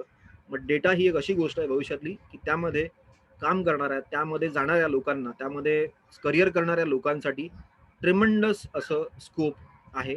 जसं मी 3 गोष्टी म्हणालो, डेटा सायन्स, त्याचबरोबर सायबर सिक्युरिटी आणि तिसरं आहे टॅक्स म्हणजे अकाउंटिंग टॅक्सेशन. या तिन्ही गोष्टींमध्ये भविष्यात खूप स्कोप तुम्हाला भेटेल. आणि आपण पुढे जाऊया. डेटा सायन्स नंतर हेल्थकेअर रोल आहे, जो आजही ट्रेमंडस लेवलला डिमांडमध्ये आहे. यामध्ये तुम्हाला करिअर तुम्ही करू शकता. ह्युमन रिसोर्स म्हणजे जे माझं फील्ड आहे, ज्यामध्ये मी करिअर करतोय, जर्नलिस्ट म्हणून, HR म्हणून, किंवा रिसोर्स असिस्टंट म्हणून, किंवा HR कोऑर्डिनेटर म्हणून लोक आज ऑनलाईन आणि ऑफलाईन दोन्ही ठिकाणी काम करत आहेत आणि बऱ्यापैकी दे आर डुईंग वेल. त्याचबरोबर experience designer role, user experience designer as well user interface designer. म्हणजे इंटरफेस डिझायनर म्हणजे नथिंग बट वेबसाईट असेल किंवा त्याचं मोबाईल असेल, त्याचा युजर इंटरफेस जो असतो त्याचा डिझाईन करणाऱ्या लोकांना सुद्धा खूप डिमांड भविष्यात येणार आहे. कस्टमर सर्व्हिस रोल हा न संपणारा आहे, 15वा. तर ह्या 15 टॉप, हा जो ट्रेंड जो दिलेला आहे यांनी लिंक्डइनने, हा 2021चा ट्रेंड आहे. म्हणजे या 2021च्या पूर्ण वर्षामध्ये ह्या सगळ्या गोष्टीला जास्त डिमांड असणार आहे. पण मगाशी जसं म्हणालो की ज्या 3 गोष्टी महत्त्वाच्या ज्या दिसत आहेत, आज तुमच्या माहितीसाठी सांगेन की गुगल हे अशी एक गोष्ट आहे ज्याला बहुतेकांचं माइंडसेट माहिती आहे, म्हणजे लोकांचं बिहेवियर माहिती आहे आणि तो माहीत करून घेत असतो, छोट्या छोट्या गोष्टींमधून माहीत करून घेत असतो. मग त्या बिहेवियरवरून ही एक अंडरस्टँडिंग मानली गेलेली आहे की भविष्यात पुढच्या 10, 15, 20, 25 वर्षामध्ये हा ट्रेंड येईल की ज्यामध्ये खरंच काळाची जी गरज असणार आहे ती सायबर लॉज म्हणजे सायबर सिक्युरिटीज, टॅक्स आणि तिसरा म्हणजे मगाशी म्हटल्याप्रमाणे, एक मिनिट, टॅक्स, सायबर सिक्युरिटीज आणि डेटा. तर ह्या तिन्ही गोष्टींची भविष्यात म्हणजे ह्या गोष्टीला स्कोप असणार आहे. आणि त्याबरोबर बाकीचे जे आहेत, आता असं नाही की ह्या 3च गोष्टी चालतील भविष्यात, पण ह्या 3 गोष्टींना जास्त डिमांड असणार आहे. पण त्याच्या व्यतिरिक्त बाकीचे जे सेगमेंट आपण मगापासून बघतोय ते तर निरंतर चालू राहणार आहेत. त्यांना सुद्धा प्रत्येकाला आता म्हणजे ज्या पण इंडस्ट्रीज 57 बघितल्या, त्या 57 इंडस्ट्रीमध्ये सर्वच इंडस्ट्रीला स्कोप आहे. फक्त त्या इंडस्ट्रीत काम करत असताना, त्या इंडस्ट्रीमध्ये जात असताना तुम्हाला डेडिकेशन ठेवणं तितकंच गरजेचं आहे. राहुल,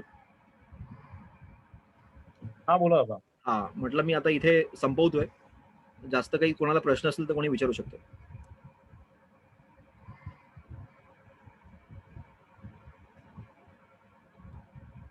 कोणाचे काही प्रश्न असतील तर ते अभिजित विचारू सर, शकता. बोला. आपण खूप चांगल्या प्रकारे एक्सप्लेन केलंय सर्व गोष्टी मुलांसाठी. आणि जे 10वी पास आउट झालेले विद्यार्थी आहेत किंवा ते अनुभवी जे विद्यार्थी आहेत जे पुढे येणार आहेत, आपल्या ग्रॅज्युएशन नंतर असतील किंवा 12वी नंतर असतील, जे सायन्स, कॉमर्स, आर्ट्स सेगमेंट घेतात, बरोबर. त्या बऱ्याच विद्यार्थ्यांसाठी आपली इन्फॉर्मेशन इम्पॉर्टंट आहे आपल्यासाठी. इव्हन माझ्यासाठी सुद्धा इम्पॉर्टंट आहे, कारण आमच्या वेळेला असं कोणी नव्हतं की आम्हाला सांगणार की आम्ही 10वी नंतर करावं काय. बरोबर, ते तुम्ही सांगितलंय. करेक्ट. साहजिक आता बघा, काही विद्यार्थी याच्यावरती जर आपल्या याच्यामध्ये कोणी प्रश्न वगैरे विचारत असतील तर Q&A सेशन घेऊया, Q&A, त्यावरती आपण तुम्ही काय सोल्युशन वगैरे द्या त्यांच्या हिशोबाने त्यांना. चालेल ना. कोणाला काही प्रश्न वगैरे विचारायचे असतील ते विचारू शकता विद्यार्थ्यांना.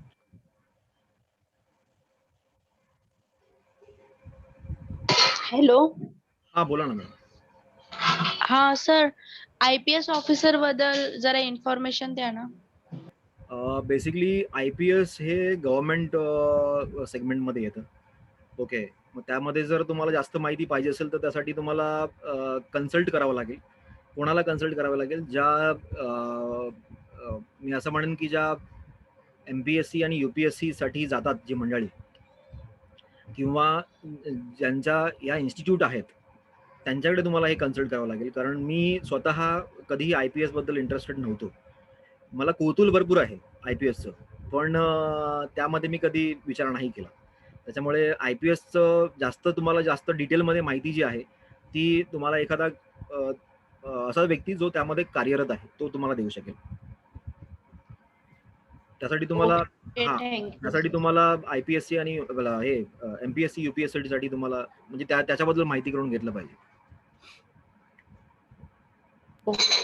श्रुती मॅम, IPS बनण्यासाठी जे MPSC UPSC लागतं ना, त्याच्यावरती आपण एक सेशन घेणार आहोत थोडी लवकरच. तर त्यावेळेला तुमचे काही डाऊट्स आपण क्लिअर करू. त्यासाठी लवकरच सेशन घेऊ आपण. Okay, thank you sir. ओके. अजून कोणाला काही प्रश्न आहे? अजून कुणाला काही प्रश्न?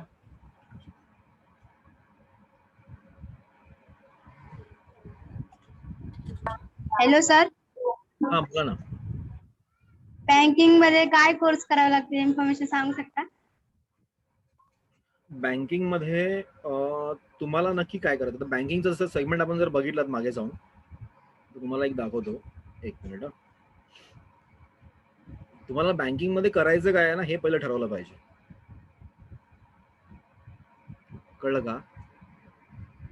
ऐकताय? आवाज येतोय माझा? हे बघा,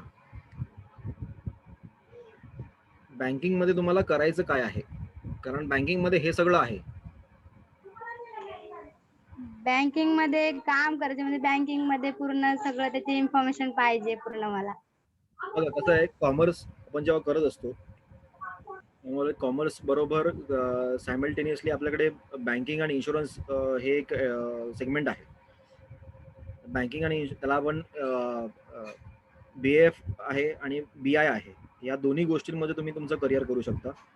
ते करून झाल्यानंतर तुम्ही बँकिंग आणि इन्शुरन्ससाठी तुम्ही ऍप्लिकेबल होऊ शकता. म्हणजे ऍप्लिकेबल म्हणण्यापेक्षा आपण त्याच्यामध्ये तुमचं करिअर भविष्यातलं करू शकता. कारण कसं आहे, बँकिंग आणि फिनान्स मध्ये जाण्यासाठी तुम्हाला त्याचे म्हणजे छोट्यात मोठ्या गोष्टी माहिती असणं गरजेचं आहे. तर ज्या काही टेक्निकल गोष्टी आहेत, छोट्या थेरॅटिकल गोष्टी आहेत, त्या तुम्हाला त्या स्टडीमधून कळणार. मग त्या स्टडी तुम्हाला कुठे मिळणार? तर ह्या पुस्तकांमधून, त्यांच्या लेक्चर्समधून तुम्हाला त्या मिळणार. मग त्याचं बेसिक नॉलेज तुम्हाला घेणं गरजेचं आहे, जे तुमच्या पुढच्या 5 वर्षाच्या सेगमेंटमध्ये येईल. म्हणजे आता तुम्ही जेव्हा 11वी-12वी कराल, 11वी-12वी मध्ये तुम्हाला एक बेसिक फंडामेंटल असतो, जो तुम्हाला तुमच्या म्हणजे आपलं अणुदत्त असेल किंवा इतर कॉलेजेस असतील, तर त्या कॉलेजमधून तुम्हाला एक बेसिक फंडामेंटल कळतो की नक्की सेक्रेटरी प्रॅक्टिस काय असते, नक्की मॅथ्समध्ये कुठले फंडामेंटल्स आहेत. ओके, बेसिक मॅथ्स शिकवलं जातं. त्याच्यानंतर ऑर्गनायझेशनल बिहेवियर काय आहे, ऑर्गनायझेशनल कॉमर्स आपण OC त्याला म्हणतो. तर ऑर्गनायझेशन नक्की काय असतं, त्याच्यामधले बेसिक फंडामेंटल्स शिकवले जातात की नक्की पुढचं जग कसं आहे, भविष्यात कंपनी म्हणजे काय, सोल ट्रेडर म्हणजे काय, हे सगळं शिकवलं जातं. पण भविष्यात जर आपण पुढे जर बघितलं ना, तर उद्या तुम्ही 11वीत जाल ना, जेव्हा तुम्ही फर्स्ट तुमचं चालू होईल करिअर मुलांचं, तर त्या 11वी आणि 12वी या 2 सेगमेंट असे आहेत की त्याच्यामध्ये तुम्हाला बाहेरच्या जगाबद्दल सांगितलं जातं की इंडियामध्ये हे सगळं चालतं, इंडियामध्ये ह्या सगळ्या कंपनीज आहेत, इंडियामध्ये ह्या अशा पद्धतीने ट्रेड चालतो, याच्याबद्दल माहिती दिली जाते. आणि याच्यामधून पुढे जाऊन तुम्ही तुमचं करिअर डिसाईड करत असता. पण त्याची सुरुवात आताच करायची असते की तुम्ही जर ठरवलात की मला कॉमर्समध्ये, आता तुम्ही बोलताय बँकिंगमध्ये करिअर करायचं, तर बँकिंगसाठी तुम्हाला तुमचा कॉमर्स स्ट्रॉंग असणं गरजेचं आहे. Okay sir, thank you.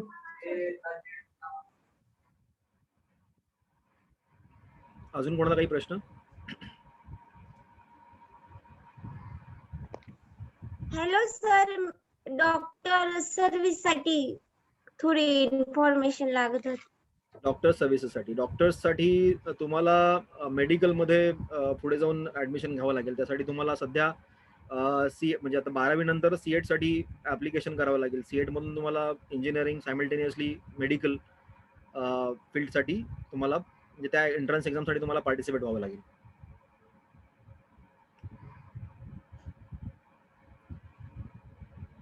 Thank you. Welcome. Shamik Jadhav सरांचा एक प्रश्न होता, सॉफ्टवेअर इंजिनिअरिंग बद्दल थोडी माहिती सांगा त्यांना.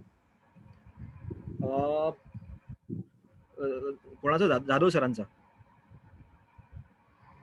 हॅलो, शामिक जाधव कोणतरी विद्यार्थी आहे, विद्यार्थी. त्याने चॅट बॉक्स मध्ये मेसेज. बरं.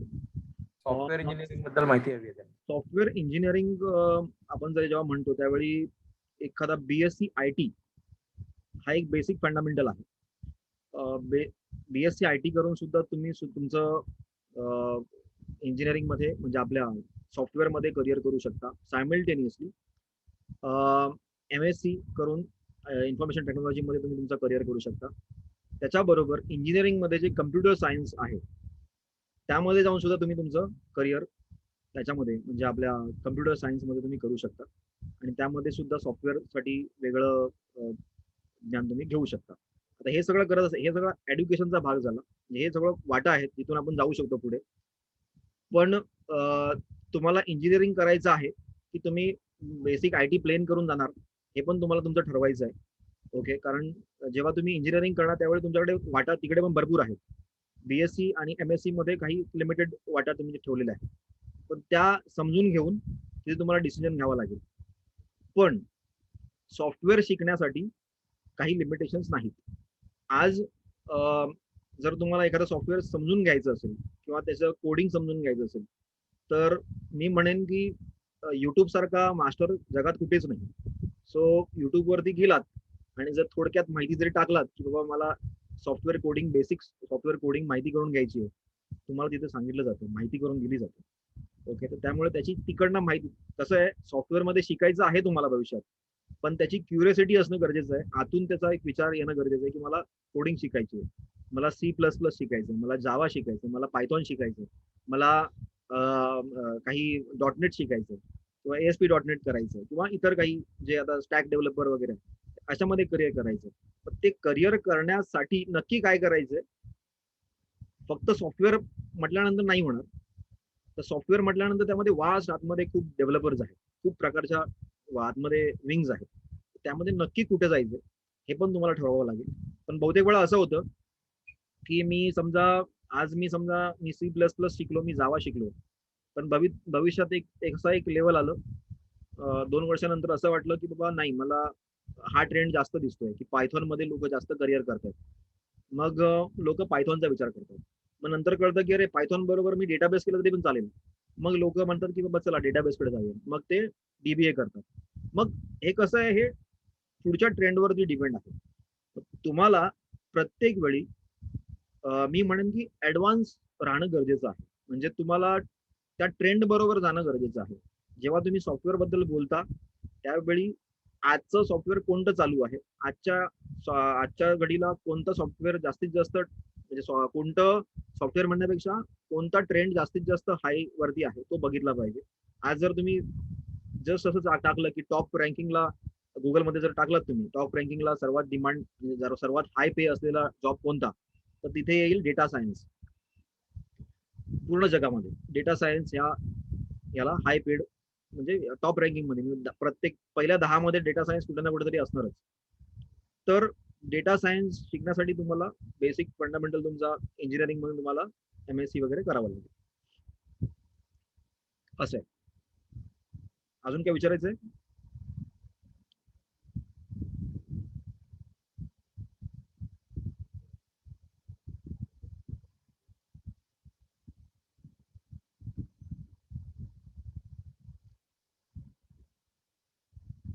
हॅलो राहुल. बहुतेक प्रश्न संपले सर्वांचे. ओके, पण समाप्त करूया आता. हो चालेल ना, चालेल. ठीक आहे. अभिजित सर, खूप खूप धन्यवाद, तुम्ही वेळात वेळ काढून दिला त्यासाठी. Thank you so much. आणि खरंच मला तुम्ही म्हणजे या ठिकाणी आमंत्रित केलं त्याबद्दल सर्वांचे, आपल्या अणुदत्त विद्यालय शिक्षक मंडळ आणि त्याचबरोबर विद्यार्थी, माजी विद्यार्थीगण सर्वांचे हार्दिक आभार. आणि श्रीनिवास राईट, माझं नाव साईनाथ आहे. साईनाथ. इथे नाव खाली श्रीनिवास बाळा येतं. आयडी माझी म्हणजे माझ्या कलिगची आयडी आहे. बरं ठीक आहे. सो साईनाथ, धन्यवाद आपल्या सर्वांचे. राहुल, तुमचा आभार सर, तुम्ही आलात त्याबद्दल. आणि सर्व मंडळींनी मला वाटतं शांतपणे सर्व ऐकून घेतलं. बऱ्यापैकी लोक होती आपल्याकडे, 35 जणांनी सुरुवातीला हे केलं. बहुतेक लोकांकडे नेटवर्कचा प्रॉब्लेम सुद्धा असू शकतो, पण येस, मी म्हणेन की बऱ्यापैकी रिस्पॉन्स आहे. आणि लोकांना अशाच पद्धतीने अणुदत्त विद्यालयाचे माझी जे आपलं फाउंडेशन आहे त्या पूर्ण फाउंडेशन कडून असाच सपोर्ट राहू देत, जेणेकरून येता जो काही ट्रेंड असेल तो त्यांना वेळोवेळी त्याची माहिती मिळत राहील. आणि प्रत्येक विद्यार्थी आपल्या शाळेतला हा काही ना काहीतरी भविष्यात ग्रोथ करत राहील आणि आपल्यासारखंच येऊन तो पुन्हा ॲल्युमिनाय बनून आपल्या शाळेला काहीतरी योगदान करेल. नक्कीच. हो हो नक्कीच सर, नक्कीच. एकमेकांच्या सपोर्टने आपण त्या गोष्टी करू. हो हो हो हो खरं आहे. So, धन्यवाद. थँक्यू सो मच आणि खूप खूप परत एकदा तुमचा आभार आहे. खूप थँक्यू. चांगलं मार्गदर्शन केलं. पूर्ण बघितला सेशन तुमचा. Okay thank you. ठीक आहे, नवीन सेशन लवकर स्टार्ट करूया पुढच्या काही मला तर दिवसात. 2 तास घेतले म्हणजे पूर्ण ते हे होईपर्यंत 1.5 तास तरी झाला आपला. हरकत नाही, पण जास्तीत जास्त चांगल्या प्रकारे मार्गदर्शन मिळाले, ते पण डीपली खूप जास्तीत जास्त नॉलेज भेटले. नाही, खरं तर हे सेशन जे आहे ते आपण 3 तास घेतो. तर ते 3 तासामध्ये मी शॉर्टकट बहुतेक ठिकाणी केलं. 3 तासामध्ये काय असतं की पहिल्या याच्यामध्ये आपण फक्त इंडस्ट्री सांगतो, दुसऱ्या याच्यामध्ये त्या इंडस्ट्रीमध्ये काय काय स्कोप आहे ते सांगतो आणि ते एक्झाम्पल सगळं सांगतो की समजा म्युच्युअल फंड आहे तर म्युच्युअल फंड बद्दल काय काय गोष्टी आहेत आणि कुठे कुठे आहेत. तर म्युच्युअल फंड मध्ये सर्टिफिकेशन करायचं असेल तुम्हाला तर तुम्ही कुठे करू शकता, शेअर मार्केटमध्ये सर्टिफिकेशन करायचं तर कुठे करू शकता, तर ह्याच्याबद्दल थोडी माहिती दिली जाते. असं ठीक आहे. साईनाथ काय सर बोलायचं? तुम्ही 10वीच्या नंतर आम्हाला भेटायला हवं होतं. खरं तर मी असं म्हणेन माझ्या करिअरची सुरुवात सुद्धा तुमच्या म्हणजे जसं तुम्ही बोलताय ना तसंच झालेली आहे. कारण मी 2005 ला माझं ग्रॅज्युएशन केलं. जरी मी 2000 साली मी माझं 12th झालं आपलं अणुदत्त मधून 2000 साली आणि ग्रॅज्युएशन करायला वेळ गेला आणि 2005 साली ग्रॅज्युएशन करून नंतर पुढे जाऊन मग मी हा क्षेत्र म्हणजे ह्युमन रिसोर्स हे क्षेत्र निवडलं आणि त्यामध्ये सुद्धा म्हणजे 2-3 गुरु भेटले की बाबा ज्यांनी पुढे येऊन मला मार्गदर्शन केलं की अभिजित हे असं केलं पाहिजे, ह्या फील्डमध्ये तू जर गेलास तर तुला वाव भरपूर आहे, हे फील्ड घे, या फील्डमध्ये चांगला स्कोप आहे. असे 2-3 गुरूंनी ते मार्गदर्शन केल्यानंतर मग जाऊन कुठेतरी मला वाटलं की हा हे क्षेत्र आपल्यासाठी बेस्ट. सो मी ठरवलं मग मी ह्युमन रिसोर्स मध्ये जाईन असं. सर तुम्ही कोणत्या फील्ड मध्ये? HR human resource. Special thanks Dilip merchant दादांना आहे, त्यांनी तुमचं नाव सुचवलं मला. दिलीप माझा चांगला मित्र आहे.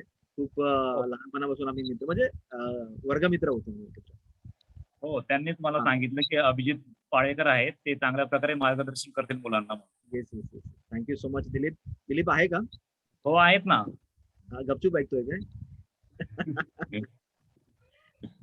थँक्यू दिलीप.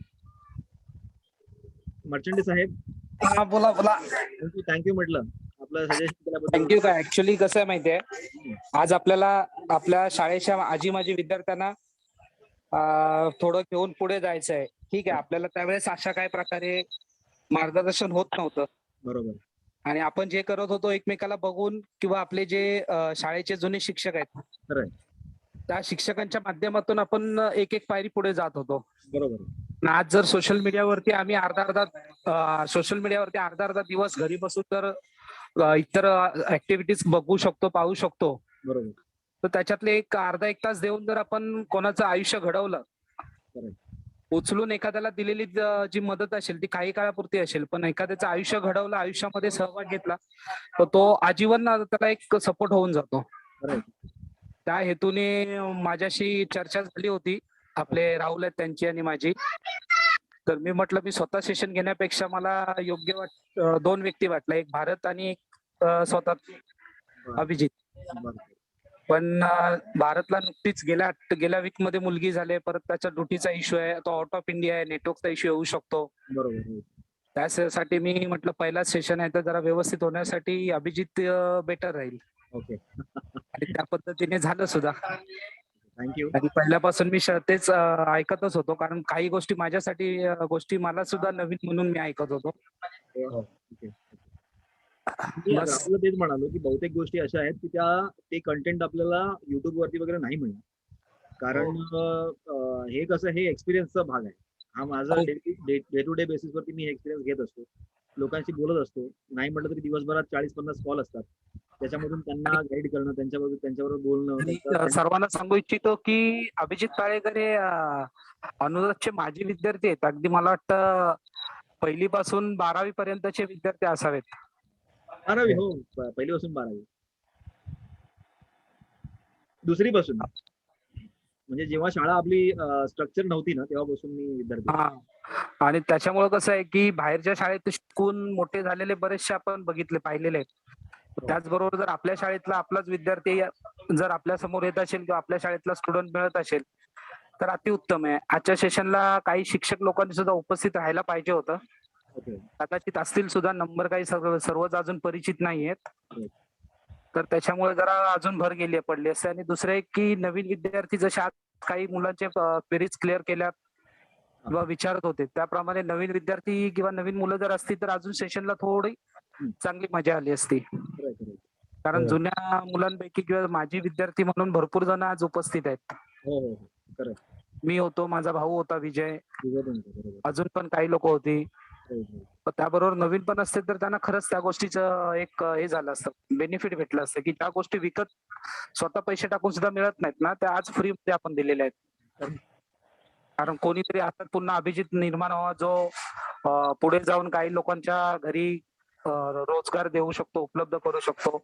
आणि सर्वांना सांगू इच्छितो की अभिजित ताळेकर यांचं स्वतःच एक आर्यन प्लेसमेंट नावाचं स्वतःच एक एचआरच्या रिलेटेड फर्म आहे. तुम्ही जॉब संदर्भात काही गोष्टी असतील आपले रिझ्यूम त्यांच्याकडे फॉरवर्ड करून जॉब साठी किंवा चांगल्या एका मार्गदर्शनासाठी तिथे तुम्ही एक संधी घेऊ शकता. थँक्यू दिलीप. आपल्यासोबत शिक्षकांपैकी जाधव सर आहेत वाटतं आता. हा. हो. जाधव सर, तुम्हाला काही बोलायचं असेल तर बोलू शकता सर तुम्ही. जाधव सर नमस्कार. अतिशय सुंदर अभिजित पालेकरने मार्गदर्शन केलेलं आहे. Thank you sir. आणि सेशन एकदम सुंदर चालू आहे. मी थोडं लेट जॉईन झालो, पण अशाच पद्धतीने एक म्हणजे सगळ्या प्रकारचं नॉलेज दिलंय करिअर गायडन्स विषयी. पण ते IPS आणि UPSC याचं आहे ना, राहुलला विनंती आहे त्याचं पण एक सेशन घ्यावं अभिजित सालेकरने जसं घेतलंय तशा प्रकारे. त्याची गरज आहे सर. कारण काय एका विद्यार्थ्याने प्रश्न विचारला तर अभिजितला पण त्याचं जास्त नाही. अभ्यास नसल्यामुळे त्याला सांगता नाही आलं. तर तज्ञ व्यक्तीने जरा सेशन घेतलं ना तर अजून मजा येईल जरा. खरंय. कारण आपली मराठी माणसं सर, बोल. सॉरी इंटरप्ट केलं तुम्हाला. साईनाथ बोलतोय मी पण माझी विद्यार्थीच आहे आमच्या शाळेचा. लास्ट टाइम आपण सुरुवात केली होती सर, एकदा सेशन घेतला होता आपण, पण काही इंटरनेट कारणामुळे तो बोलतात ना अर्ध्यातूनच राहिला. आता आपण सुरुवात केली होती, सेशन पण झाला होता, पण ज्या सरांना आपण बोलवलं होतं, अमरावतीचे सर होते जे स्पर्धा परीक्षा UPSC MPSC प्रिपेअर करायचे, त्यांना आपण बोलवलं होतं, पण काही कारणाने तो तिथे स्थगित झाला आणि नंतर त्यांनाही वेळ नव्हता. सध्या चालू आहे विचार त्याच्यावरती, लवकरात लवकर तो सेशन आपण करणार आहोत. पण आता सध्या 10वीचे मुलं पास झालेली आहेत. हो, 10वीच्या मुलांसाठी हे मार्गदर्शन आवश्यक होतं, ते अभिजितने मस्त केलं.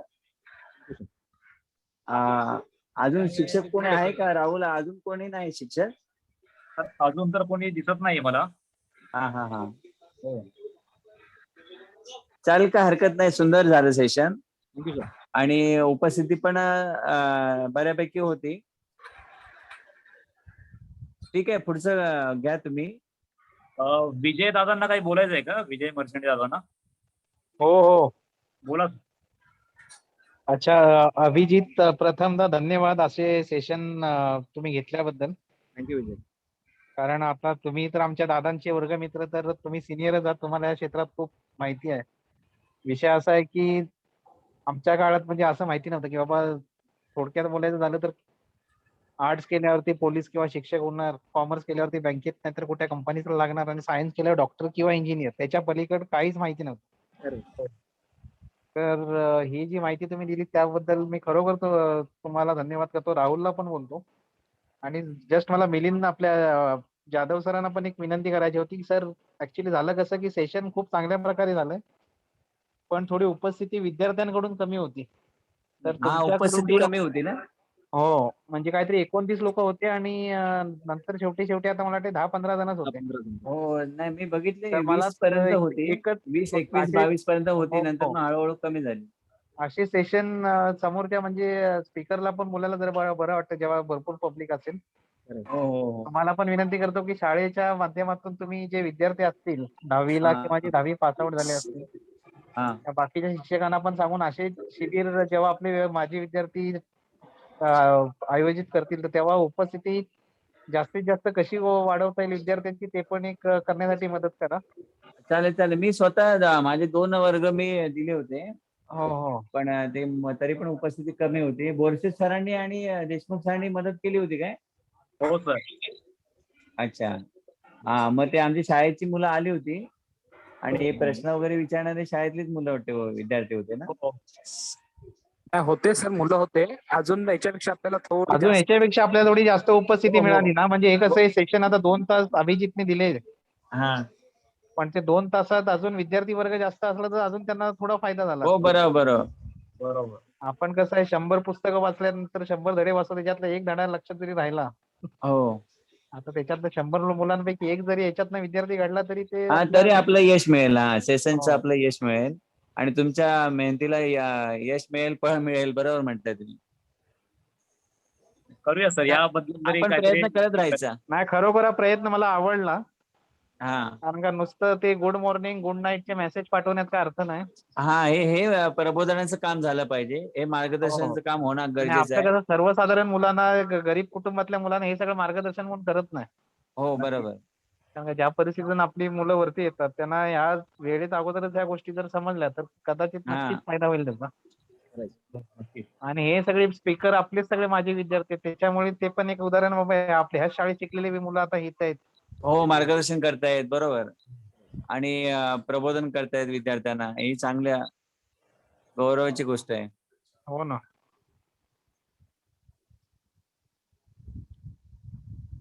Okay sir. चालेल सर, मग समाप्त करूया आपण आता कार्यक्रम आपला आजचा. Yes yes yes. ठीक आहे. धन्यवाद सर्वांना जॉईन झाल्याबद्दल त्यासाठी. Thank you thank you so much. Thank you okay so okay, much. धन्यवाद. साईनाथ, आता याचं Yes. रेकॉर्डिंग वगैरे जे पाहिजे आपल्याला ते कसं काय करणार? साईनाथ ते रेकॉर्डिंग होईल ना याच्यावरती, ड्राईव्हवरती सेव्ह होईल ती. होईल ना? तर मी पाठवेल तुम्हाला पण. ओके चालेल. हो, डाउनलोड करून पाठवतो तुम्हाला. ओके ओके ठीक आहे.